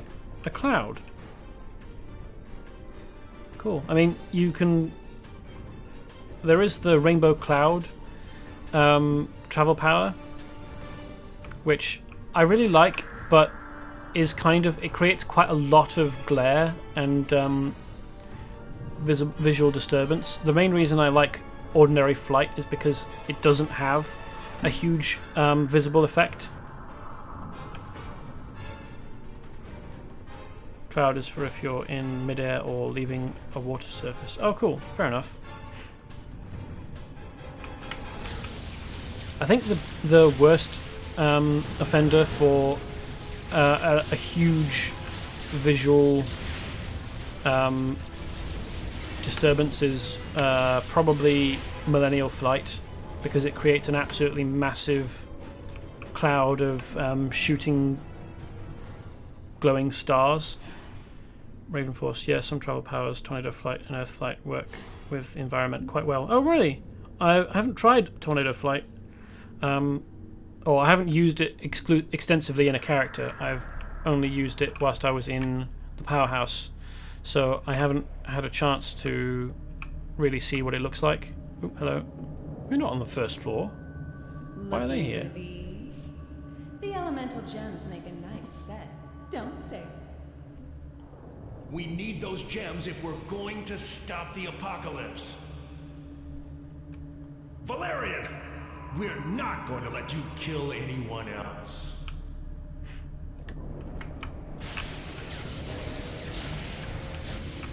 I wonder what that power is.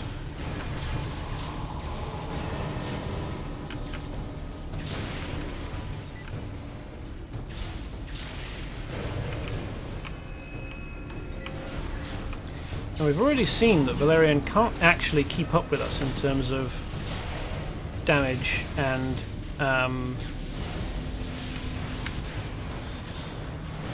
defense. Like she has to run away each time. I have a surprise for you, little heroes. This time, I brought backup. Which is admitting that she can't handle us alone. Behold, Thrakiel the Bright walks the earth. No, he doesn't. He's flying. Fuck off. He's destroying the elemental gems. That's bad news. There shall be no Archmage to stand against me. Woof. Why are they just standing there? Don't give up. There's still a chance. Jury Rick. Why was my character just fucking standing there? Why were they just standing there? Why didn't they run in and tackle that asshole whilst he was lasering one of the gems? I mean, they had plenty of warning after the first one.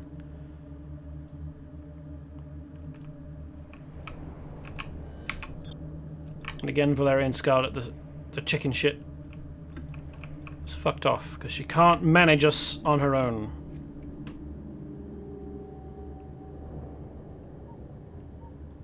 Yeah, Raven Force. Yeah, never go into Aftershock or Demon Flame with Millennial Flight or shields. Hawkman. Millennial Flight wouldn't be as bad if the energy trail wasn't pointed at the camera. Raven Force, you will burn. Hawkman. Yeah, I know. Plot into stupidity. Raven Force, never explained. I'm wondering if it's meant to be Thrakiel speed. Maybe. Raven Force, or maybe Thrakiel paralyzed us. No idea. Maybe it's called theatre, my darling. Every time your character, and the most commonly I've seen this is actually World of Warcraft, not this game, but it happens in a lot of games, particularly older games like this.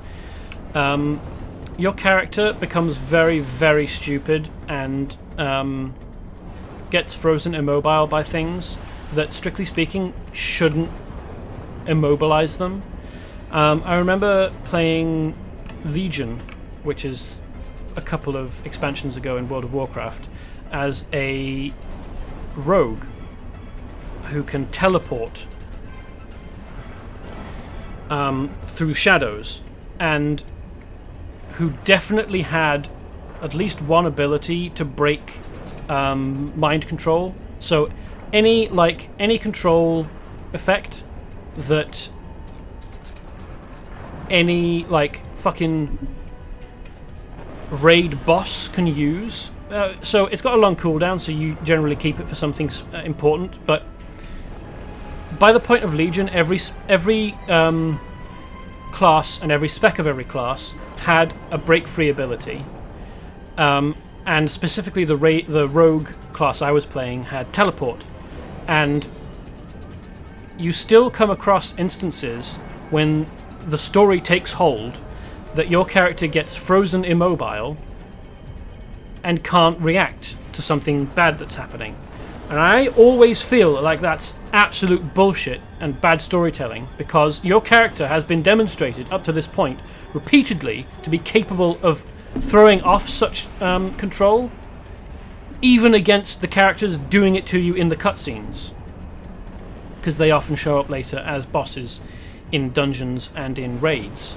And like, fucking, you shouldn't be able to freeze my character here. They should have the ability to break free the moment that you apply the hold, and then fucking wreck your face. And the fact that you have to strong arm us with a cutscene to force this thing to happen is bullshit. Hawkman, if you fought Thrakul, he's super powerful, but not quite like that, by the way. Don't try fighting him in this mission. You can't KO him, as far as I know, and the mission won't end until you charge the hairdryer. I don't know that I've ever actually seen him show up when you're helping Jury Rig.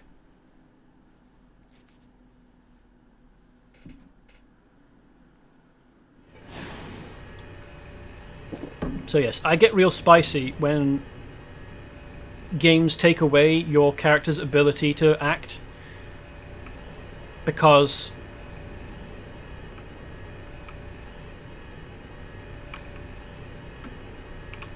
particularly when it's your character's ability to do things that they have been shown to be able to do elsewhere at other times. And especially when it's against enemies who you are capable of fighting and defeating. And the only reason they manage it... Yeah, I'm getting worked up again. The only reason they manage it is because the makers of the game have decided that this is where your character fails. Not because your character is incapable of doing a thing.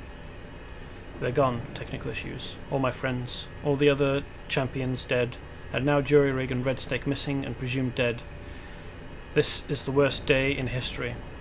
What about Black Mask? She's not still around, is she?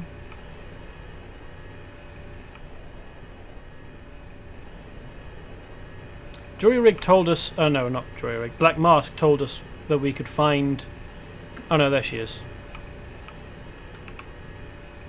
I'm not going to lie to you, technical issues. This is bad. Very bad. I never thought I'd see the day. I feel like I am witnessing the downfall of Vibora Bay. You basically are.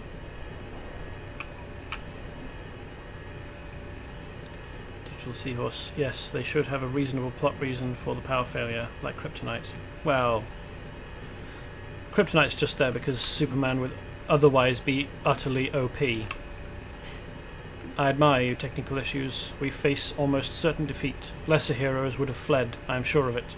That you are here by the sides of your comrades at what is very likely the end of the world speaks volumes of the strength of your character. Well, really it's just because I don't have another choice. This game does not offer its players very much choice in terms of how they interact with the story. You can create any fucking weirdo hodgepodge Frankenstein's monster of character you feel like. That's where all your choice lies. And indeed, you could create a Frankenstein's monster in appearance as well. There are appearances you can unlock which allow that. I don't think you can quite get the bolts in the neck, or at least I don't remember seeing any bolts in the neck. There probably are. But you can get like a stitched together face, and you can create any kind of weird Frankenstein's creation that you like, and that's where Cryptic decided all of your choice lies. You can't choose anything in the story, you can choose how you look when you're doing it. We have met with another defeat, technical issues. Therakiel was forewarned of our movements, and we are fortunate you were able to escape his ambush.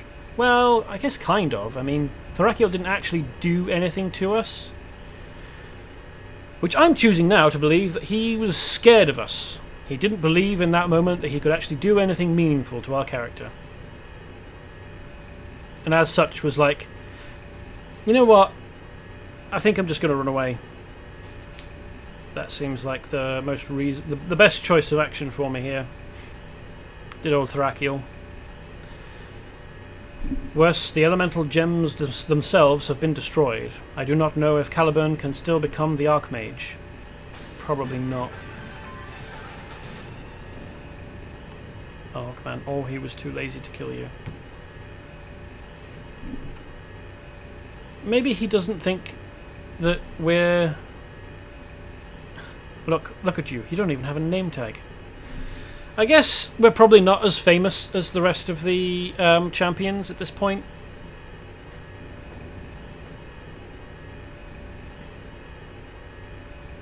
Should I come up with an outfit for my character to make it look like she... You know, because every time a character in comics comes back from the bad future, where the apocalypse happens, they have an apocalypse outfit. Do you reckon I should create an apocalypse outfit for technical issues for when she goes back in time? Down the drain. Hold on. What other information? Where are Jury Rig and Red Snake? I sent them out on an assignment, and now they are missing. I'm afraid we must be prepared for the worst. I cannot confirm if they are alive or dead. Amphibian seems eager to investigate and, if possible, rescue them. Perhaps you would care to accompany him. I absolutely would like to accompany Amphibian down the drain. Ravenforce, I don't know, I think he just wanted to break your spirit by killing your heroes, assuming all heroes everywhere look up to the champions, which is not the case. No. I'm not... It's probably just because I'm from a different universe and I have better examples of what super competent heroes look like and a super competent hero team. Competent hero team looks like, so I'm not terribly impressed by the champions. I think even in lore, they're not the most powerful hero team, or even the most powerful heroes. They're just the ones currently in Millennium City, where the story is taking place. And in any case, we've already decided that technical issues isn't actually... She's not sapient.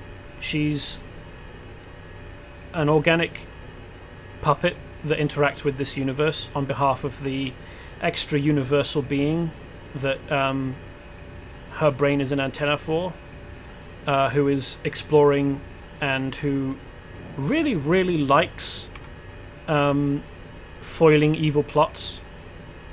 Oh, hey, look. Ah, geez. I didn't notice these before, but there's Witchcraft's belt, Defender's gloves, Kinetics goggles with the lightning bolts, and Ironclad's helmet. Ah, Hawkman, in the lore, the champions are the replacements for the super team killed by Destroyer. Yeah, definitely get the impression that the heroes who fought in the Battle of Detroit against Destroyer were the cream of the crop in terms of this world's heroes, and most of them died, and as a result the heroes of the universe, or of the current time, are kind of underpowered by comparison. Marhawkman, the undead heroes in the Blood Moon event, were a more powerful superhero team. Were they a team? Some of them are explicitly stated not to have been heroes, like the one who uses radiation. I forget his name. Ravenforce. They are kind of like The Only Way is Essex style heroes, in the sense that they are just popular and they have a worldwide celebrity on the team. there are far more powerful hero teams around, just in different states. Yeah, I didn't think that the heroes that you kill during, or put back down, and then who come and help you against Thrakiel, no, Tacophanes, during the Blood Moon event, I didn't think they were a team. Some of them might have teamed up, certainly during the battle, but at least one of them definitely wasn't a hero. He used to be a minion of destroyers, but decided to break free. And he was never a hero, he just fought against Destroyer. Raven Force, but kind of came together because the crazy villains who were around then. Destroyer unleashed a load of other villains. Radion, yeah. I know he was radiation related, and his name was probably radiation related. And I remembered even that his name began with R, I just couldn't remember what it was. Thrakiel's ambush cost the lives of two of Earth's most valiant defenders. Well, valiant defenders, okay, yeah. I don't know that I'd call them competent defenders. Certainly not most competent. But I fear we may have lost more than that. Jury-Rig and Red Snake were investigating disturbing rumours of Carcharodons in the city. They have not returned, and I begin to fear the worst. Especially now. We need every hero on our side. Red Snake had tracked the Carcharodons to Vibora Bay's sewers. You, Black Mask, Sapphire, and Amphibian will attempt to locate them. Black Mask and Sapphire will search to the east, while Amphibian goes south, and you search the sewers north of Jury-Rig's garage. Hurry, technical issues. We must have faith that they are still alive. I wish I could follow Amphibian, but the game doesn't even give me that much choice. Raven Force, they all wore their "You Tried" stickers proudly. Yeah.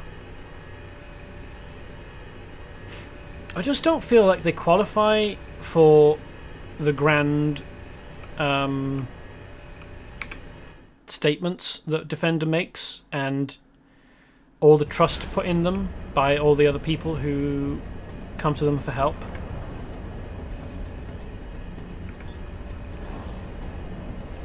I mean, not that our character has shown enough by even this point that they are more competent, but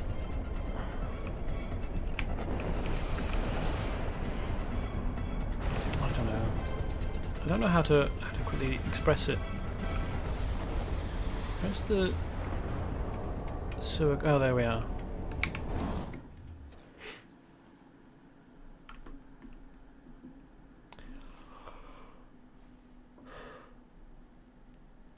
Ugh.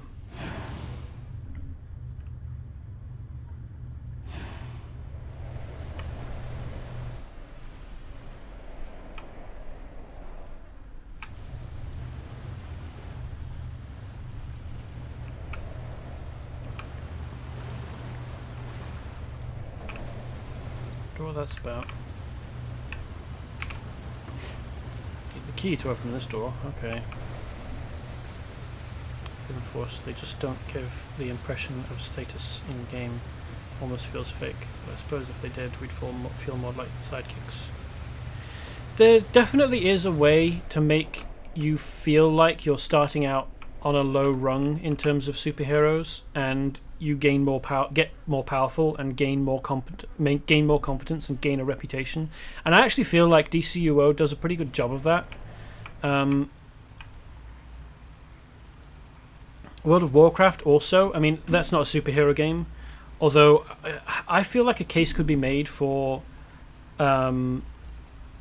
fantasy RPGs being the fantasy equivalent of superheroes, because your character gets super powerful, saves the world, sometimes repeatedly, and displays absolutely superhuman powers, just in a different context. But yeah, World of Warcraft definitely also, as you go through the expansions, gives you the feeling that your character is very significant to the story of the world, and definitely trusted by the the people you talk to, and also extremely competent. You are too late. Red Snake isn't breathing. In his hand he is clutching a solid iron key. There is no sign of jury rig. Perhaps he's still alive deeper in the sewers. Take the key. Now, this is especially galling for characters who have resurrection powers. This sort of thing, like... I feel like if the game is going to give you the power of resurrection, it probably shouldn't present you with dead bodies of allies, because it leaves you with the question of, so how the fuck am I not allowed to resurrect my friend here? Like, maybe you could make some kind of argument about it being too long since they've died, or their body is infected with evil magic, that is malign magic, that is affecting your ability to pull them back from death. In which case you should get a message when that happens in the game saying you can't resurrect this person because XYZ answer. But instead it's not even a possibility.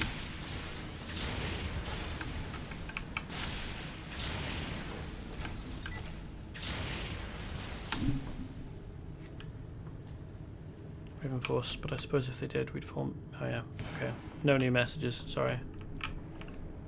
Got confused.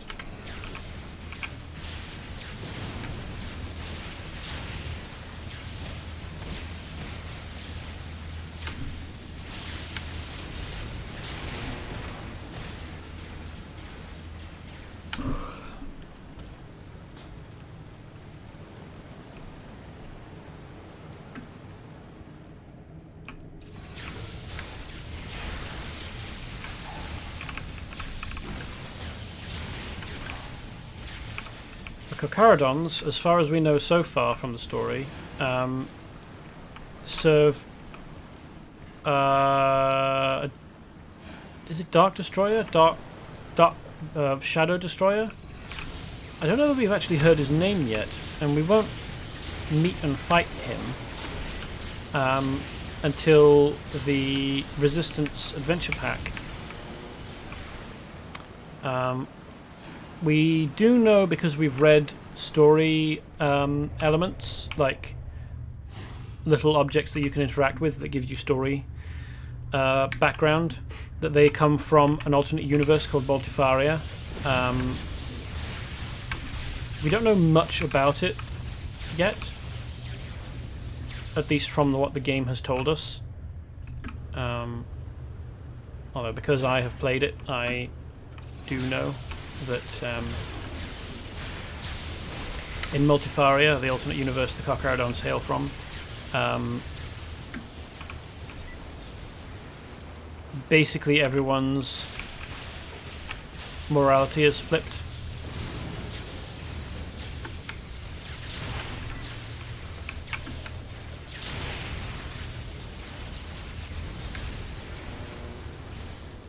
Hawkman, the Cocaridons aren't truly loyal to either Destroyer or Therakiel. They're just opportunistic jerks who are willing to work for hire. Aren't they... No, I'm pretty sure that they are loyal to Destroyer, because they think that he represents their ideal of destruction.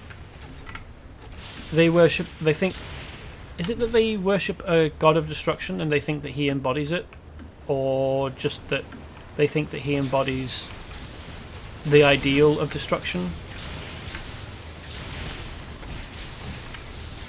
fact, that's... didn't quite have enough time. There is? Oh no, there isn't. Drat. Oh well, we'll be fighting more Cocaridons shortly, so I'll check again. Ugh, I feel awful. Technical issues? Is that you? I've got a horrible news. Red Snake is dead. What's worse, the one who did it was Amphibian. Dr. Destroyer is here and has done something to him. I'm sorry, technical issues. I need to get out of here. Let's hurry before Amphibian comes back. But too late.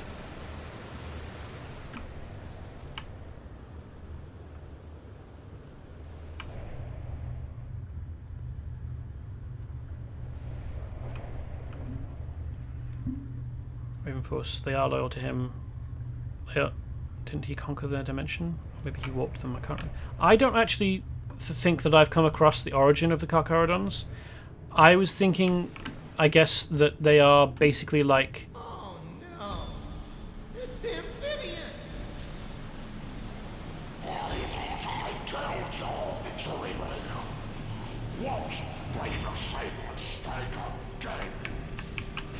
No, you won't. You won't get the chance.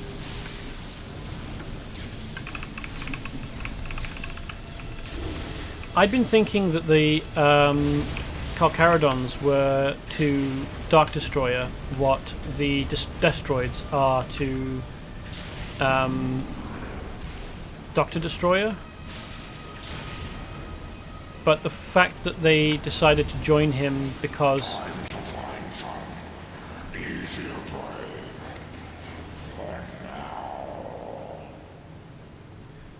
Wow.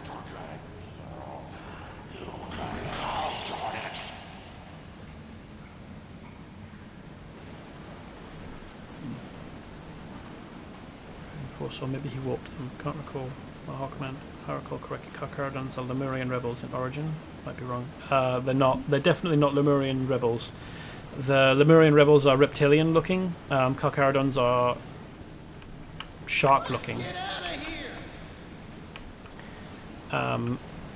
And the first time in game, like in the story of the game, that you come across the Carcharodons is in Lemuria, but that's because they're breaking through. They've been ordered to get there by Dark Destroyer to take over the Mandragora Law so that he can use it to weaken the Kings of Edom. It's not because they are related to the Lemurians at all. Although I suppose, in fact, it might be possible that Carcharodons are Multifaria's version of warped Lemurians. But if that's the case, then it's a different warping, because what's actually happened to the Lemurians, the rebel Lemurians, is that they've been reverted to an original form. The humanoid form of Lemurians is I really thought I was a goner.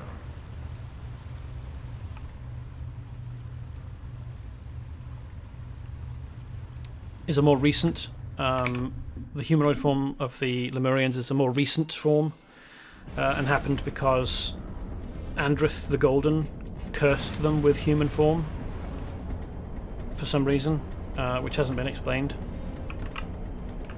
Oh yeah, we'll go here, don't we?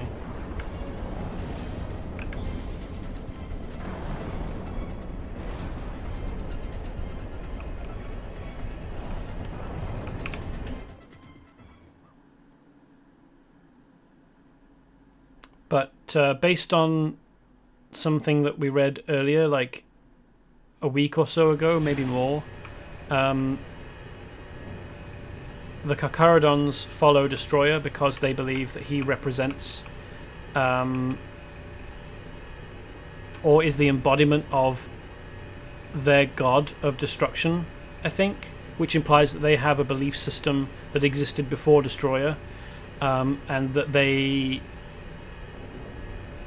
have a culture of their own and have slotted Destroyer into it, and are therefore loyal to him because he represents, because he conveniently fits into an aspect of their culture, and they believe that he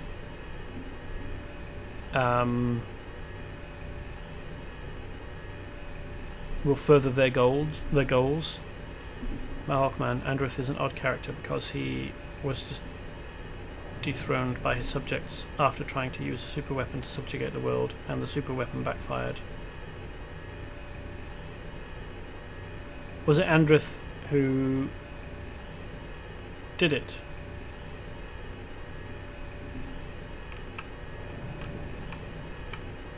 Because Ravenforce shared earlier the fact that it wasn't long between well, comparatively, it wasn't all that long between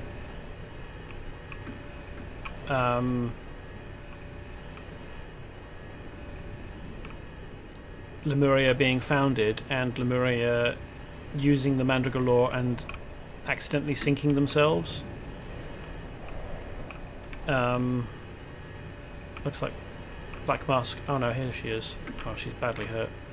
Looks like I'm in a lot of pain right now, but at least I am alive. That's more than I can say for poor Sapphire. Able to fight?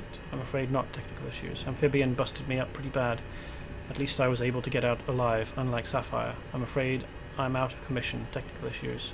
If this battle is going to be won, it's up to you. Oops. Except, isn't...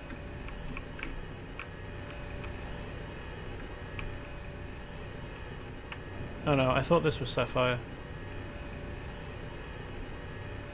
Oh well.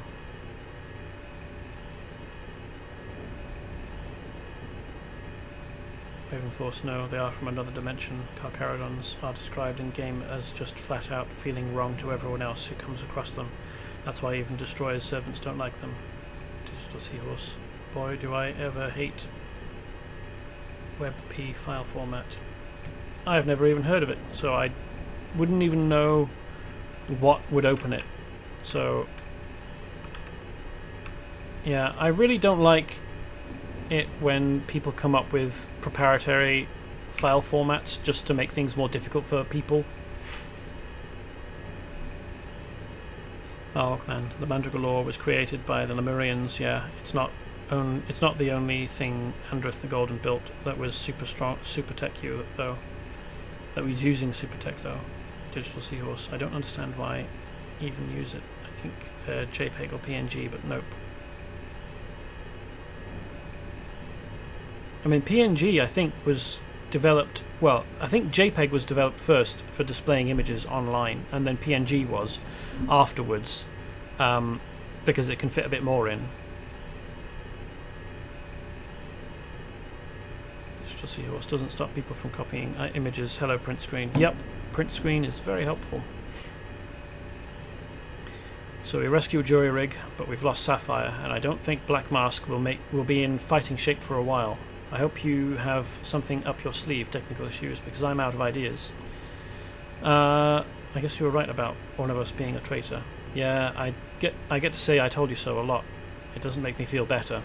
But don't be too hard on Amphibian. He was exposed to Clefothic energies back in Lemuria, which made it easier for Dr. Destroyer and his Carcharodons to exert their influence upon him. So was I, and I didn't fall.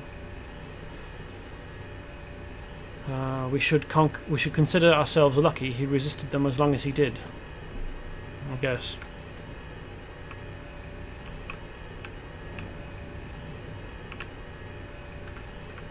Alright, forgot to... Oh, what did he say? Thanks for saving me, but I feel awful about Sapphire and Black Mask.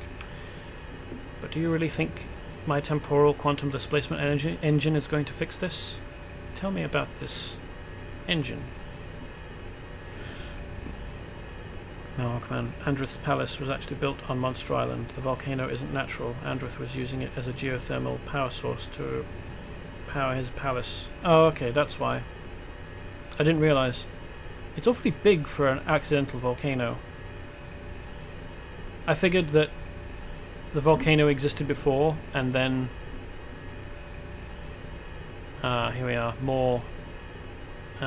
There's Red Snake's shoulder pads and Sapphire's belt.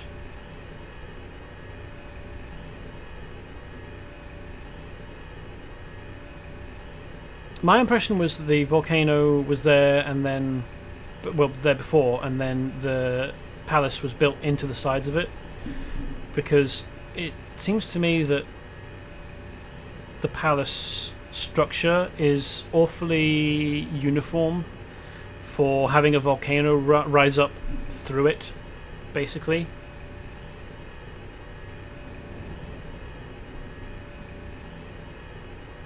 Digital Seahorse, I read geothermal is a thing power companies are looking into more. Yeah. Not quite sure how viable it is, but then I'm not an expert on producing energy. Well, that's just a fancy name for a time machine. It's a device that is able to spin back time. I'm still working out the kinks. It tends to cause hiccups in the temporal stream, and I'm not sure how far reaching a problem that is. Plus, I've never been able to get it to go back more than a few seconds. Still, I guess if the world is ending, maybe it's worth a shot. Yep. Definitely. I have no consolation to offer you, technical issues. Amphibian has turned against us. The champions are all dead. Caliburn has lost most of his powers. Black Mask is gravely injured. Both Thrakiel and Dr. Destroyer are working against us. I do not see how we can triumph. Now all is clear. We have been fighting against not one but diabolical intelligence, but two. Dr. Destroyer is involved here, and the taint of the Clifothic. I do not know what he hopes to gain from the apocalypse, but I fear we may be able to do little to stop it. Black Mask and Sapphire were ambushed by Amphibian, as you were. Sapphire has fallen, and Black Mask is badly wounded. You are truly our last hope. More than resurrecting people, healing people for a character who has access to healing powers should be something that they can do. Look, her health bar is full. It's not being held at lower. And I wonder how she managed to get hurt through her costume. Do you suppose it could have been one of these many stab me windows she's got here?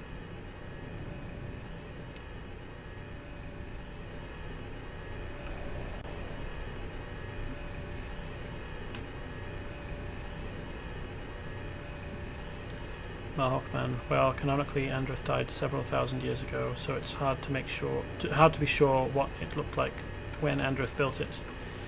Oh, isn't this Shadow Destroyer? So he doesn't give a shit about this universe, really. Well, we don't know that it's Shadow Destroyer. As far as we know so far, Dr.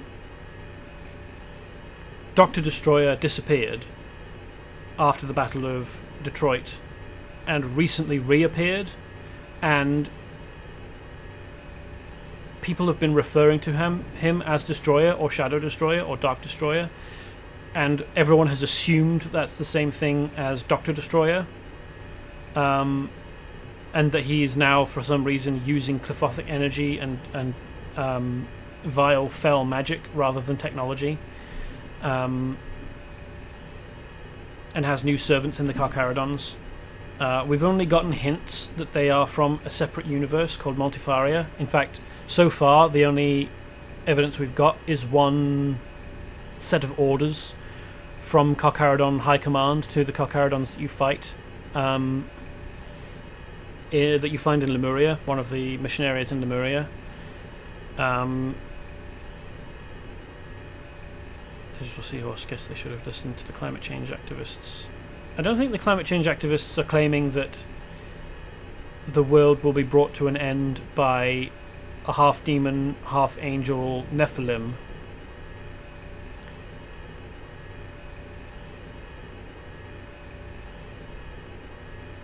As if their magic is carbon pollution.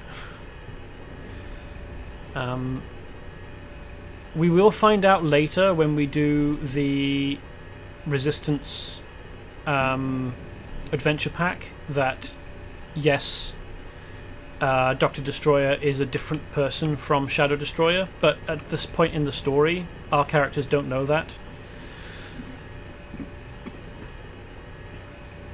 So questioning why our characters don't know that it's not Dr. Destroyer and is in fact Shadow Destroyer is unfair, because they won't have learned it yet. Thrakiel is involved with Dr. Destroyer, and we are in big trouble. I am in complete agreement, friend. It is now clear that Dr. Destroyer has been operating in the shadows, assisting Thrakiel in his mad quest to bring forth oblivion and apocalypse. It was Destroyer who used Clifothic energies from the Dark Dimension to corrupt Amphibian, and then manipulated our unfortunate aquatic hero to serve Thrakiel. by spying on us and ultimately turning against us. So in fact our character is capable of speech, because we can ask direct questions like this and not just kind of go ha ha yeah ha ha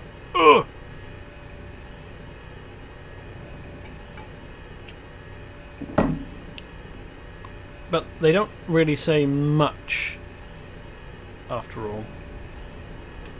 Characters never have voice lines.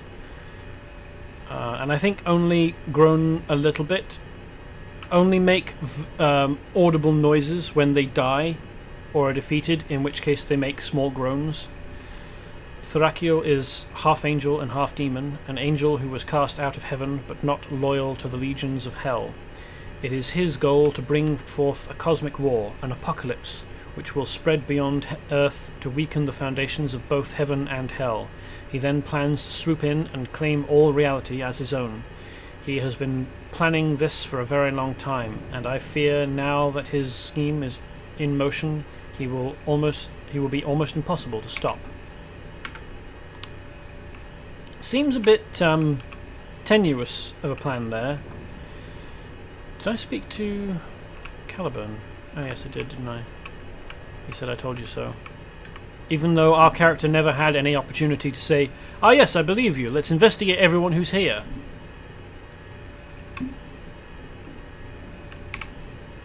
I was talking to Defender before we were talking about my latest project. It's a temporal quantum displacement engine, a time machine, at least it's supposed to be. I don't have the kinks worked out, and I can't get it to go back more than a second or two, but Defender seemed pretty excited about it. He said the theory was sound. Anyway, if I can boost the power a bit, maybe we can go back to before Defender died. I guess a long shot is better than no shot at all. Can you meet me back at my garage? It's a couple blocks west of here. I know where your garage is. I'm just curious about how you get there before I do. Anyway.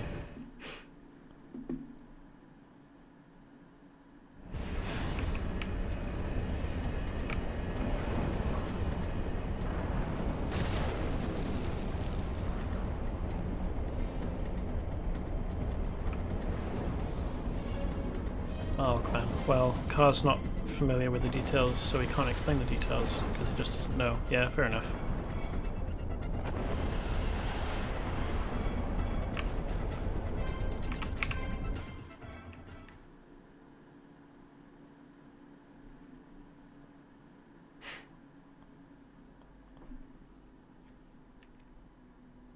Liffy. Look, it's a time machine. It doesn't matter when you get it working, so long as it works. Well, it kind of does. With some methods of time travel and time machines, you can only travel back as far as the point at which the time machine is turned on, and therefore is an anchor point in time. So after that point, you can use the time machine to travel back to when it got turned on. The theoretical way you could maybe time travel is by using a black hole. So the thing about black holes is they bend space because they have massive gravity. But the thing about space is that it's inseparable from time, because in order for anything to exist in a physics sense, it has to have the time in which to do so. If it doesn't have a stretch of time in which to exist, even if that time is a picosecond or less, even if the space of time in which something exists is infinitesimally small, it still has to happen over a period of time to be counted as having happened at all. And as a result, space is inseparable from time, because space and time are dimensions in which things exist. Space is the physical space in which something exists, and time is the temporal space in which over which it exists. And so if you've got gravity twisting up space around a black hole, you've also got it twisting up time. And if you had a way of first getting to a black hole within, or I suppose getting back from a black hole, travelling between the point that you need to be and a black hole within a reasonable space of time, and a way to escape the pull of a black hole at some point, you could theoretically fly into the event horizon, the grab field of a black hole, and travel through that twisted space and time to the point that you wanted to get to, and then leave, using your ability to leave black hole gravitational pull. Then you have the issue of dealing with getting from that black hole to where you want to be to affect events that are back in time.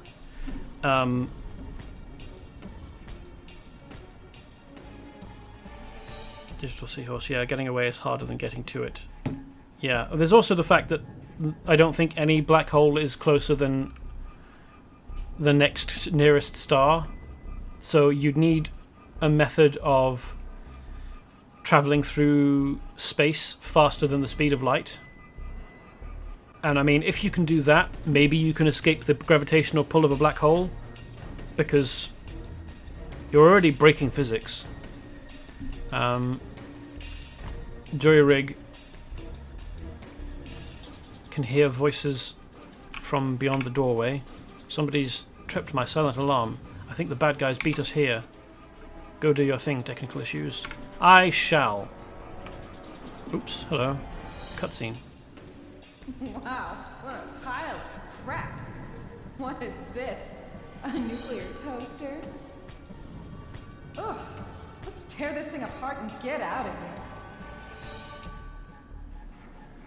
Don't chat shit about things you don't understand, Valerian Scarlet.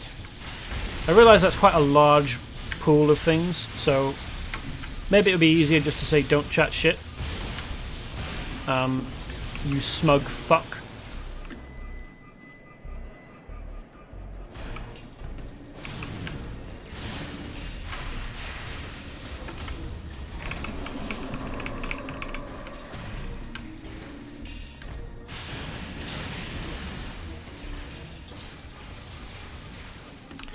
This flare is pointedly ignoring what's happening behind her within earshot. She doesn't want to be involved.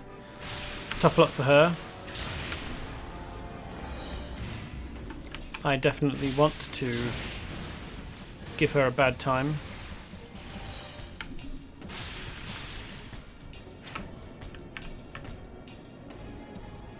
Hi, chaps.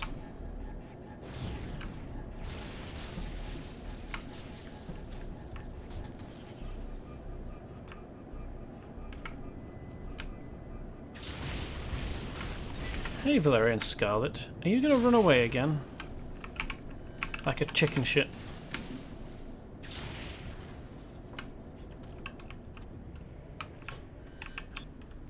Digital seahorse. Oh, sure. Tear apart the probably highly radioactive toaster with your bare hands. Well, the thing is that radioactivity doesn't kill in this universe, thanks to the presence of magic. It mutates, and these guys are already pretty heavily mutated by dark magic, by, well, clifothic magic, vile, fell magic. So they might actually bear a reasonable chance of not being hurt by it, or at least not significantly.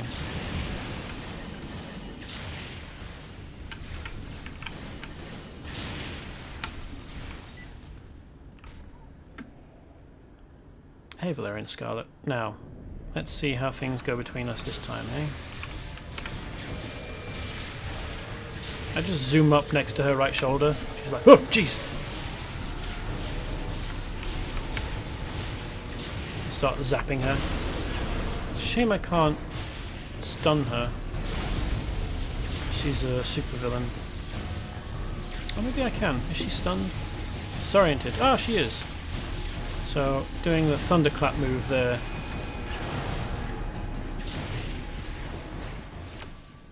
Ah, we've defeated her. Excellent. I'm going to choose to believe that my character doesn't hold back with the lightning and actually just cooks her.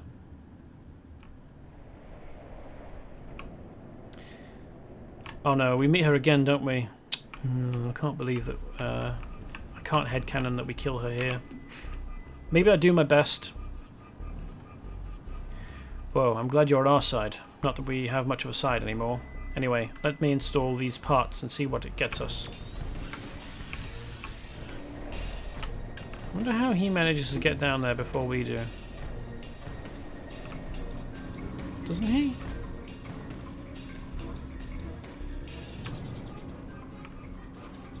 No, maybe not. No, hold on. The hand-in is over here. Where the fuck is he?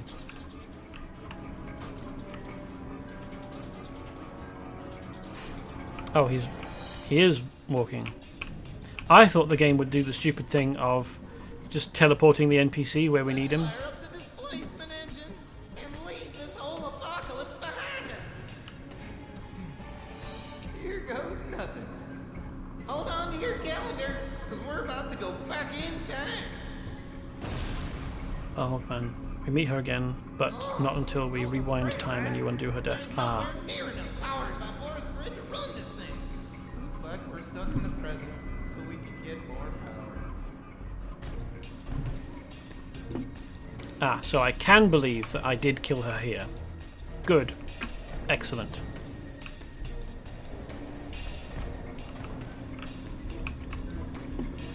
Sorry to disappoint you, technical issues, but the quantum displacement engine was a long shot from the beginning.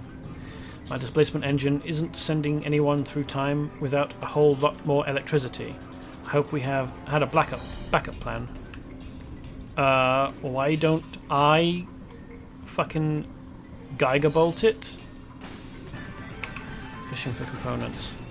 Seems like it would be a good idea to get the electricity-powered superhero to provide you with electricity for your electricity-lacking time machine.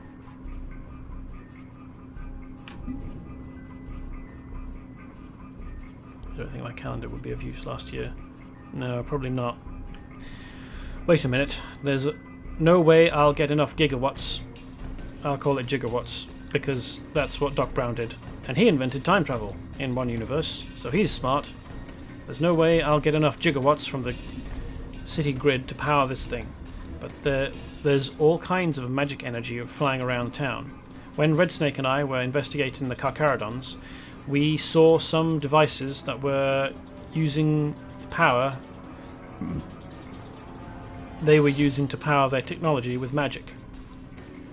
If I could get my hands on one of those, I might be able to adapt it to power the quantum displacement engine.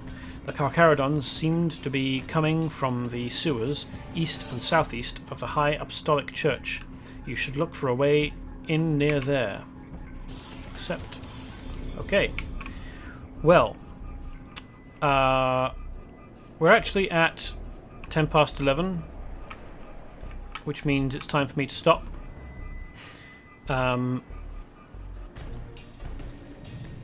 So that is the end of today's stream. Thank you for coming and watching and enjoying it with me. I will be continuing to avert the apocalypse on Wednesday from 8 PM GMT for 3 hours, more or less. We didn't quite manage to avert the apocalypse yet, but we'll get there.